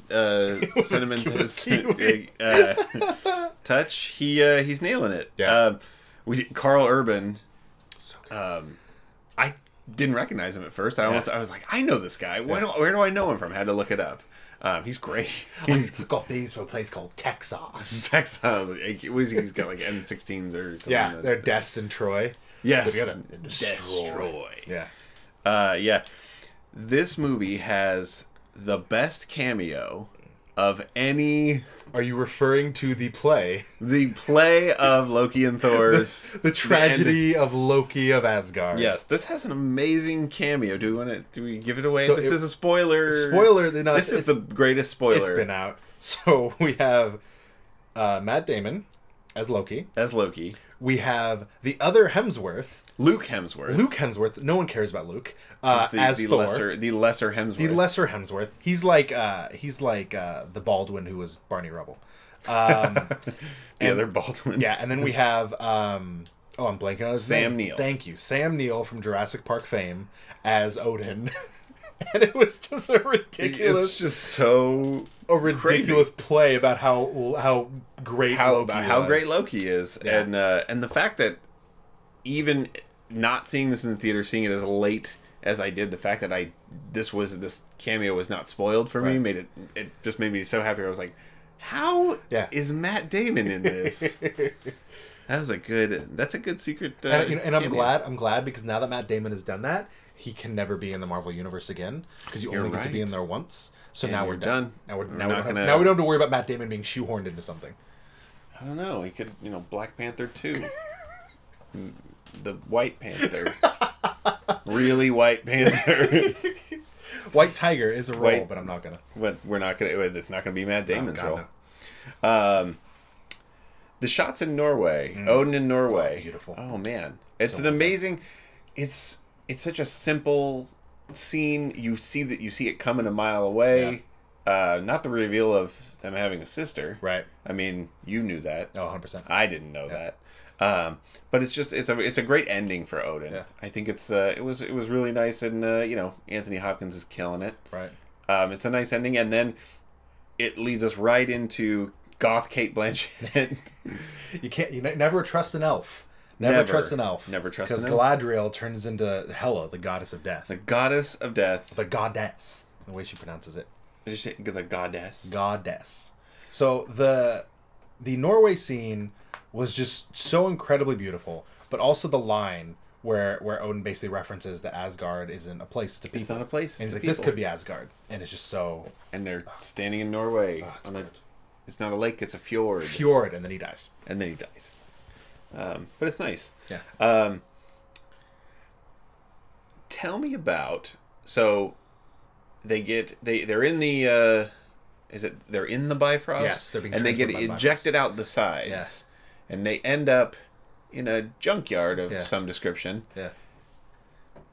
What is going on here? So this idea that the Bifrost is that whole the idea of the fastest, the shortest distance between 2 points is a straight line sort of a thing. It folds time. It folds, It folds space and time. So when they get ejected out of it, because they're super powerful, it doesn't kill them, but it throws them and cascades them off, and they get lost. They both happen to go to the same planet, which is full of a bunch of portals that are all just dumping. They're all just dumping trash onto this planet, where he's picked up by Valkyrie, Tessa Thompson. Didn't see it coming. The only bad part about this is that she wasn't in Black Panther. Yeah, she could have been great in Black Panther too. And we could still get her. She's not gone. No. But again, another change from the comics that was just so everyone was fine with it, because Valkyrie in the comics is a blonde-haired white chick. She doesn't need to be, though. No, exactly. Well, and because the way they did it in this one was she is a Valkyrie as opposed to not Valkyrie. The Valkyrie. She is a Valkyrie. For all we know, Brunhild the Valkyrie, who is the one who gets killed, her love interest, maybe that was the Valkyrie that we were known from the comic books. Maybe. So it's totally one of those things that changed and no one cares. I liked her character as a drunk. I'm not sure if it was necessary, but it worked. Yeah. Then the pure imagination scene. Pure imagination from Willy Wonka is actually playing in the background of that scene, and he's going through, and then he comes face to face with Jeff Goldblum, the Grand Master. The Grand Master. So I mentioned the relation in the comics. The Grand Master and the Collector, are brothers. So they look similar, they dress similar, and they have that same little flavor down saver. the middle. So they could be brothers. They just don't hint at it. They haven't made it explicit yet. Maybe they don't feel like it. Maybe Goldblum wasn't eager to sign a 2-movie deal yet. I hope he is. So in the comics, the Grand Master, of course, is the way the Collector is all about collections. The Grand Master is all about games and competitions. Well, he makes that very clear. Yeah, he does. He's got the Epic Stadium. That's I guess it's just Gladiator. Just it's Intergalactic Gladiator, and it's amazing. So it the way we talked about how we can never get any more solo Hulk films, but that basically the heads of the production were like, hey, we still want to make Hulk movies. So that's why this is just as much Thor Ragnarok as it is Planet Hulk. Planet Hulk is again one of the best Hulk storylines of all time, where rather than launching himself into space, a bunch of these superheroes decide that Hulk is too dangerous, so they launch him into space. And the idea is he's going to be dropped on an uninhabited planet. He can live his life in comfort. Do your thing, be a Hulk. Someone sabotages it, and he gets sent to Sakaar, which is this planet where, with all this gladiatorial combat, and he becomes the champion. He's going to live there. He has a wife. And then someone also rigs his ship to then explode and destroy the planet. So then he comes back to Earth very angry and fights all the superheroes. Regardless, we kind of get hints at that in this, because he's here, he's content, he's the champion, he's the Hulk champion, all and the he's time. Always Hulk. Always Hulk. He's 2 years. Yeah, eventually they say he's been the Hulk for 2 years. Yeah. So he can talk a lot. I don't think we've seen him talk as Hulk before. We've only ever in grunts in Avengers when he smashes Loki and he says "puny god." Puny god. You're so right. Okay. He doesn't talk much, but this idea that once he's in control, he can he's in control. He's the one. I love that they reference Greg Pak. Greg Pak is he's writing Hulk right now. A really fantastic comic writer. He's the one that kind of creates this this idea of when he's Bruce Banner, he's driving and the Hulk's in the trunk. And the Hulk's always trying to get out and get his hand on the wheel. Mm. And then maybe when he's the Hulk, they're both they're both fighting for the wheel. Now he's in the trunk and the Hulk is driving. So the way they reference that, it was a really cool way of a nod to the comics, because that's what Greg Pak, that's the way he sometimes shows panels where you'll see him looking, and he's looking in the rearview mirror and he sees the trunk vibrate because the Hulk's trying to bust out. Okay. So it was very well done. But yeah, this idea that he is now, since the Hulk is in complete control, we hear him talking even more because he's at the forefront. He's not fighting for control. Okay. Yeah, and it didn't bother me to have him talking. It was just like, oh, okay, so Hulk's talking now. He's having some serious conversations. He's definitely talking more. The scene with Korg in the, I guess, the locker room, if you will. I was dying. Korg. This is my friend Meek. He's got blades for hands. Taika Waititi. I read some interviews. It was originally he was just doing stand-in stuff. He was not supposed to be that role, and then they did it, and they're like, that was just too perfect. It was too good. It was too good. It's good. It had me completely rolling. The whole time. Yeah. I wanted more.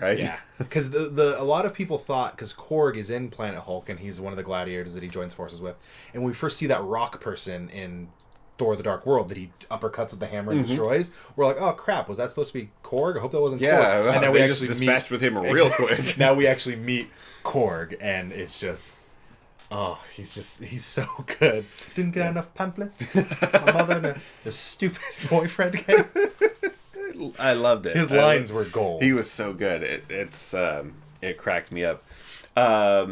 We do see then we see Stan Lee with Stan Lee's job. He's the barber. He's the barber. He's this crazy barber who one of the things that Caitlin and I actually agree on, she brought it up. I didn't really think of it in the moment, but she brought it up after the fact, after we saw it. It was kind of overdone how much Thor freaks out about his hair getting cut. Where he's like, when he's like, "Do not touch my," like, it was kind of cool, and then he like screams like a little kid, and it was kind of like, he really doesn't want. It was like, that's a little too over the top. Like Stan Lee was great, where he just like turned the massive machine, this giant thing, but then he just wasn't. Thor was a little too much in that scene when he's getting his haircut. He looks cool afterwards. He looks cool. Yeah. Stole my look with the 2 lines. The 2 lines. That's what I used to do that when I was in my band long before this. Was not inspired by this. Yeah. Okay. Yeah. All right. The Thor Hulk gladiator fight. Awesome. That was amazing. Yeah. I think it's really well choreographed. It's the back and forth of it is great. Thor with a hammer, not his hammer. His hammer is gone. Yeah. It's a really good. I mean, it's a really good combat scene. It's really good. It's tough because we're looking at a CGI green monster, and it could have looked just hilariously fake. Yeah. And instead, it's just like you're drawn in by it, and it's really fun. And it all the interactions between the two of them, right? And it's story. Great. It's not strictly action. There's a little sort of story going on there. He's trying to talk to him. He's trying to talk to him, and he tries the lullaby. And he gets properly Loki'd. Yeah. He gets picked up and sort of whacked and Loki's left. Like, yes, that's what it feels like. And he's like, a big fan of the sport. And he sits down. Because Jeff Goldblum's reactions were just like, the whole time. He's just like, what do you... Jeff Goldblum. It's classic Goldblum. It was just Jeff Goldblum. It wasn't even a role. It was Jeff Goldblum on this planet. Yeah. I like the assembly of the Revengers. Yeah. Hey, we're staging a revolt. You want to come? You look like you're in need of a leader. Oh, why? Thank you. Yeah, he calls them the Revengers. I also love when when Loki betrays Thor. Thor's like completely sees that coming. And he electrocutes him. He's got the little like taser on him or whatever. But it's like finally. You assume you're going to be double crossed by Loki because of course you were going to be. He throws the can at him to make sure he's actually there, bounces off of his head. Just so freaking well done. The whole the scene where they're trying to like get when they were like following Valkyrie, and Bruce Banner's like, "Who is she? I know her. What do those marks mean? Does that mean she killed people?" Like he's so just confused about everything as he's dressed as Tony Stark. Dressed completely as Tony Stark. He puts the cloak around his face. Yeah, everything about it. Everything. Yeah, it's fan. The black hole or the portal's called the Devil's Anus. And it's just like they really just went for it with this movie. Yeah. All right, coming to the end. Yeah. Thor versus Hela. That was great. The god of thunder. He starts channeling the. You're not the god of hammers. You're not the god of hammers. Yeah, that's good. Which is interesting from a comic standpoint. Again, it's a big change. I like it. I like the way that it's about him being the he's the thunder. He's the lightning. Because in the comics, they've basically kind of told this story about how the hammer itself is like a cosmic storm that Odin captured and forged into this hammer, and so, but in the comics, like he's really strong, but it is really about the hammer. In this, they make it that the hammer was just kind of a focal, like that was a way for him to focus his power. So I like that they changed that. I like that, and now without the hammer, he can still be the god of thunder. The god of thunder, and he loses an eye. Yeah, and he gets a very similar eye patch. Interesting. Interesting. It's like he's the son of Odin. It's so crazy. Yeah. Then we get. Where is it? How is it? Surtur. Surtur. Yes. Surtur returns. Surtur the fire giant. And Hulk just goes for it. He goes all in. Leaps. Just leaps after monster! No! Yeah, I thought it was hilarious because he's just like, yep, here we go, we're doing it, and he's in there.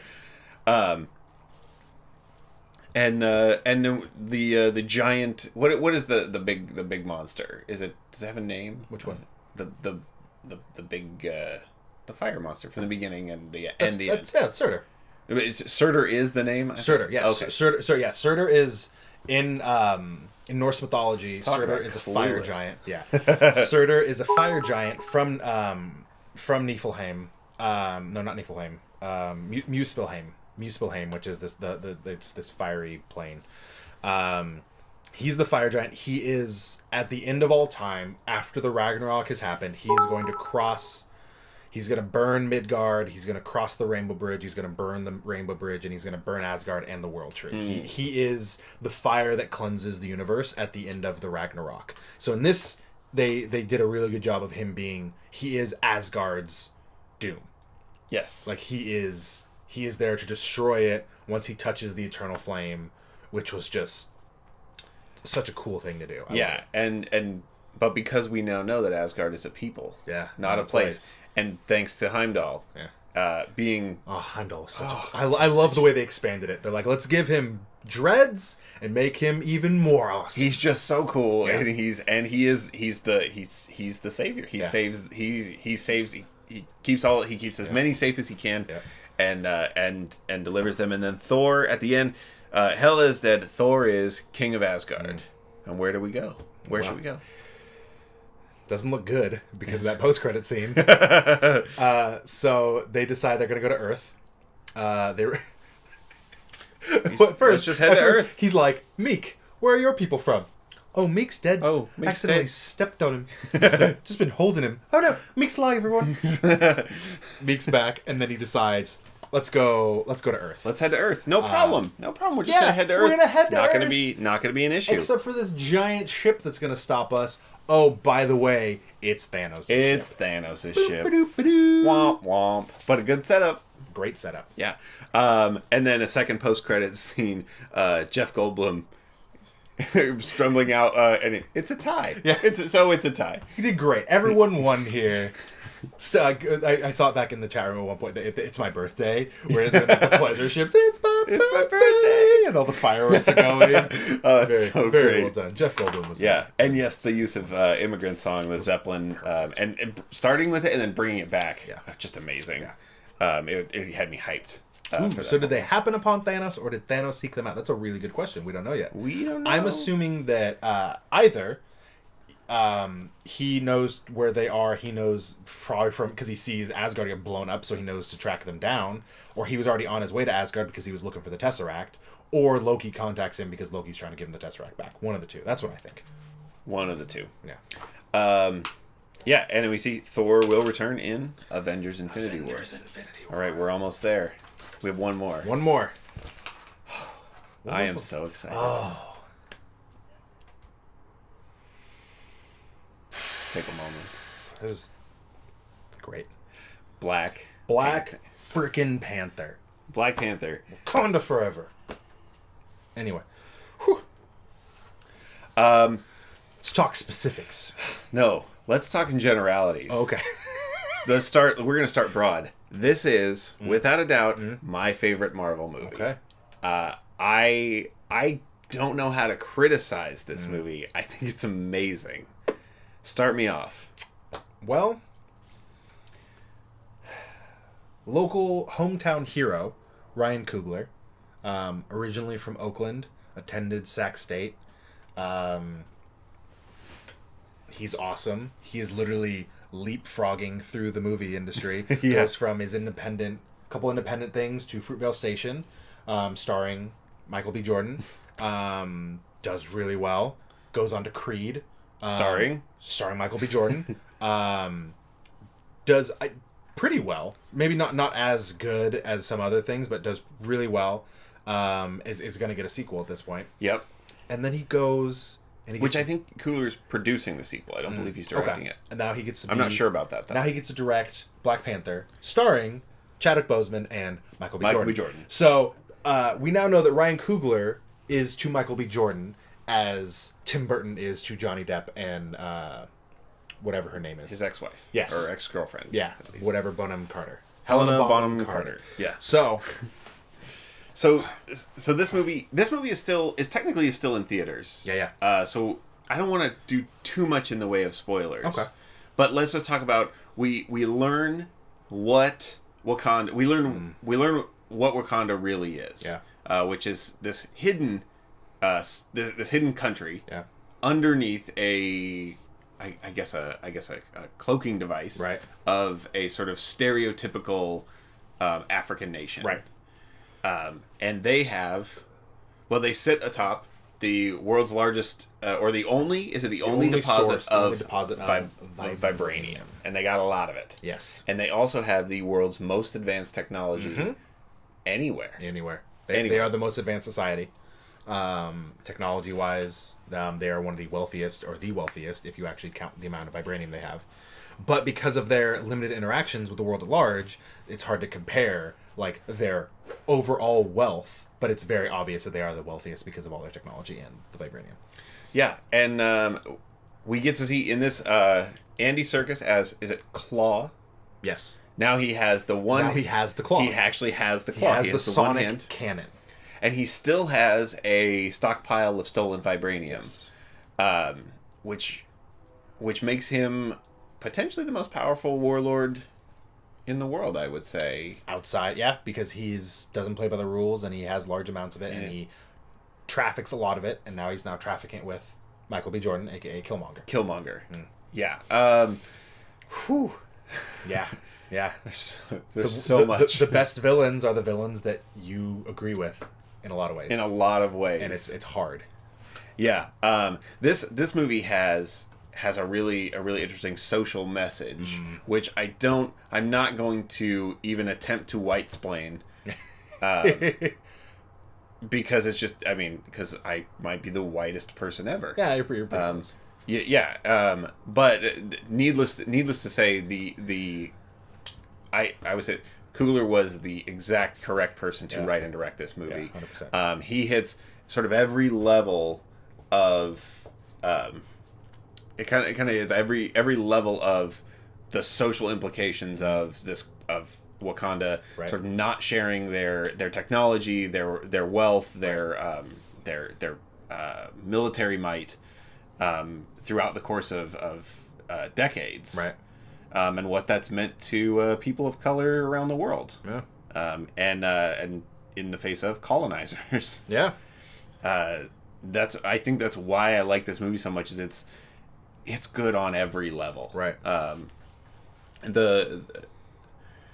Even the Michael B. Jordan origin, which we get, sort of told in flashback and in dialogue, is amazing. Yeah. It's strong enough of if it was an A plot, but it's like it's a B plot or even a C plot. There's so much going on. Yeah, the way it's in this movie, and the way that interestingly, the vibranium is a lot like what we see in the real world in African countries that have these rare earth metals, right. Things like coltan, which is used in cell phones, and like you said, like they say, the colonizers, these European and American companies that come in and they mine it and exploit the people. And this is an interesting take on what happens if it didn't go that way. Right. If they got it and they actually had their own access. If they had access to their own and control of their own resources. Right.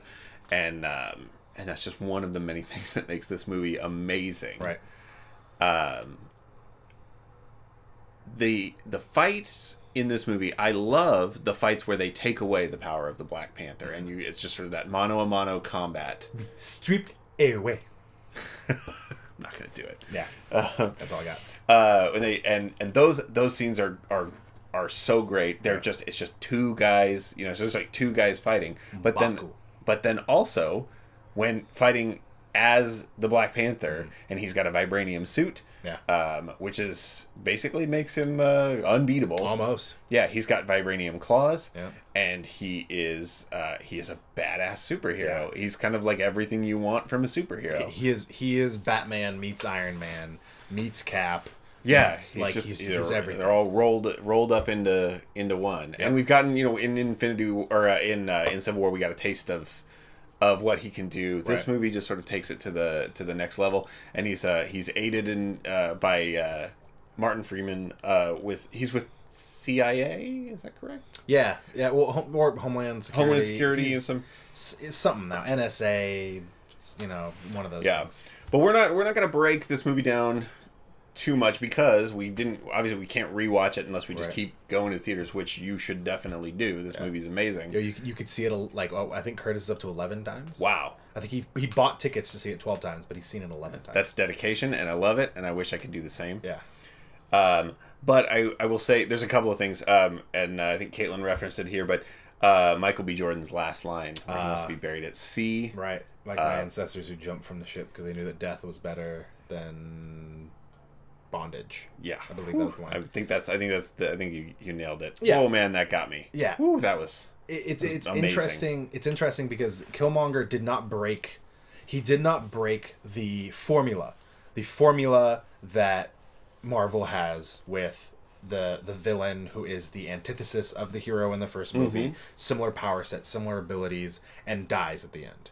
But a lot of people were not upset with it just because they made him so much more complex that even though they killed him, he made so much more of an impact than other villains who were just kind of like, oh yeah, he's wants to steal the technology, he's a bad guy, now he's dead. Like, he made you think. I could have seen them keeping him alive, but even he made it like he didn't want to be in prison. He didn't want to learn. He would always be fighting and sticking to his beliefs. Yeah. So good. Yeah, it was incredibly well done. Everything, the way it looked, the cast, holy cow, the cast, the score, star-studded. This cast. Oh my god, Forrest Whitaker. Yeah. Oh, he's so good. Yeah. He's good in everything. He's always good. He's always good. And actually, his production company produced Fruitvale Station, Ryan Coogler's first movie. All these connections. Yes, all these connections. Steve's his Twitter friend Sterling K. Brown did a wonderful job. Oh yeah, he's fantastic. Switching back and forth, the way he switched back and forth between the Oakland voice and the Wakanda voice. So cool. It was seamless. Yeah, and then all of a sudden, once he realized that it was Forrest Whitaker's character Young there.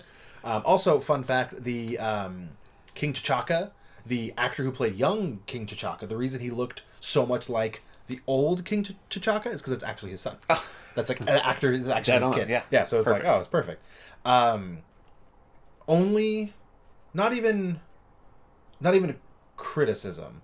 One thing that I wanted to see, and this didn't even take away from it, they didn't do it. In the comics, the Black Panther is the king of the dead. because that whole like death and rebirth thing, and he goes back to that plane. So in the comics, he can commune with every Black Panther before him. Oh, interesting. So he'll Which go. They touch on that a little bit. Exactly, and the way he goes to the tree, and they're all like all the Panthers are in the tree, and then it jumps down and it's his dad. They reference that would be a possibility. I would have thought it would be cool just to see it, but again, it's one of those things that completely unnecessary. It doesn't have to be there. Not you don't at all. need it. It would have been something cool to see, because I always love in the comics where he sits at a table and he is like talking to his grandfather, his great grandfather, like all the way back, and you see like the way the outfit has changed all the way back to where it was just a mask with ears, and otherwise he's just in like leather armor. Yeah, like, it was just not anything. Not even didn't take away from it. It's just like that would have been cool to see, but it was the way they did it, the way they referenced it. Yeah, it might not have made sense to a lot of people to see that, but this idea that the Panthers are in the tree, that makes sense. It like you said, I don't need it, but now that you're describing it, like, oh, that would be cool. That would have been cool, but it didn't. Yeah, I also love that, and I'm forgetting the character's name, T'Challa's sister, Shuri. She's an amazing character, amazingly well acted, well written. I love that sort of there's a certain playfulness in their relationship. It's very brother and sister, but she also is just like so. I mean, she's so essential. They didn't sort of treat it like a side character. They didn't make a cheesy sort of like sidekick sort of thing for her. Like the whole Black Panther as we know it doesn't work without her, and I think that's really important. I think it's sort of like, once again, like this movie hits all the right places, like sort of socially in the real world and in the movie, where it's like sort of released it, like it's made it just the right time. It's very of its time, but also just like it's such a great well-made movie. Oh, short nerdy man Jay, welcome man, you're in the chat. What up? The political implications, the social implications. Also, a fun thing that they did is they basically revealed that Shuri is the smartest person in the Marvel Universe. Oh, yeah. Because for the longest time, there was the 10 smartest men in the Marvel Universe. It was Tony Stark. It was Bruce Banner. It was T'Challa. It was Hank Pym. And eventually they were just kind of like, hey, we always said the 10 smartest men. We didn't say the 10 smartest people. So they're like, oh, by the way, Shuri is now smarter than everyone. Yeah. I've read about it. I have not seen it because I'm trying to avoid stuff for Infinity War. I haven't been... She like schools Bruce Banner and like a little like thing back and forth, which I'm cool with. Like, I'm good with it. I'm sure he's probably really like really fine with it too. Yeah. But yeah, so Shuri she's equal parts just because she's the technology, to his kingship. Yeah, let's go to the post-credit scene. The White Wolf? The White Wolf. Yeah. Yeah, tell me about the White Wolf. So the White Wolf is a new thing that it seems that is not a reference to any comics. Bucky is always the Winter Soldier. So Bucky seems to be they have fixed his situation. Yeah, his brainwashing has been resolved. And he is now being called the White Wolf by the Wakandans, and I can only imagine that he's going to get a super awesome vibranium arm. It's going to look great. He's going to be awesome. I'm stoked for it. I was so excited to see him come out of that hut and when that happened, I was like, yes. I didn't know what to expect, and I didn't. I was like, oh, who's coming out? And when it was Bucky, I was shocked and surprised and so happy. Yeah, It was fantastic. So now we look forward to Infinity War. I'm already growing out my Captain America beard. It's coming and it's starting. Steve's has his Tony Stark goatee. Yes, Tim. Steve does have a lot of Twitter friends. No, we don't want him on the show. We have too many Portuguese on the show as it is. But yeah, no, he's back on there. And yes. The women in Black Panther I'm glad they're also carrying them through. Okoye and Shuri seem to have big roles in Infinity War, because they were just the way they did it, the way they balanced their society. It was 100% a Unitarian. Is that the word I'm looking for? Egalitarian. Is that the word? Yeah. Sure. Yeah, where everyone's even. Everyone's on the same page. Unitarian might be a church.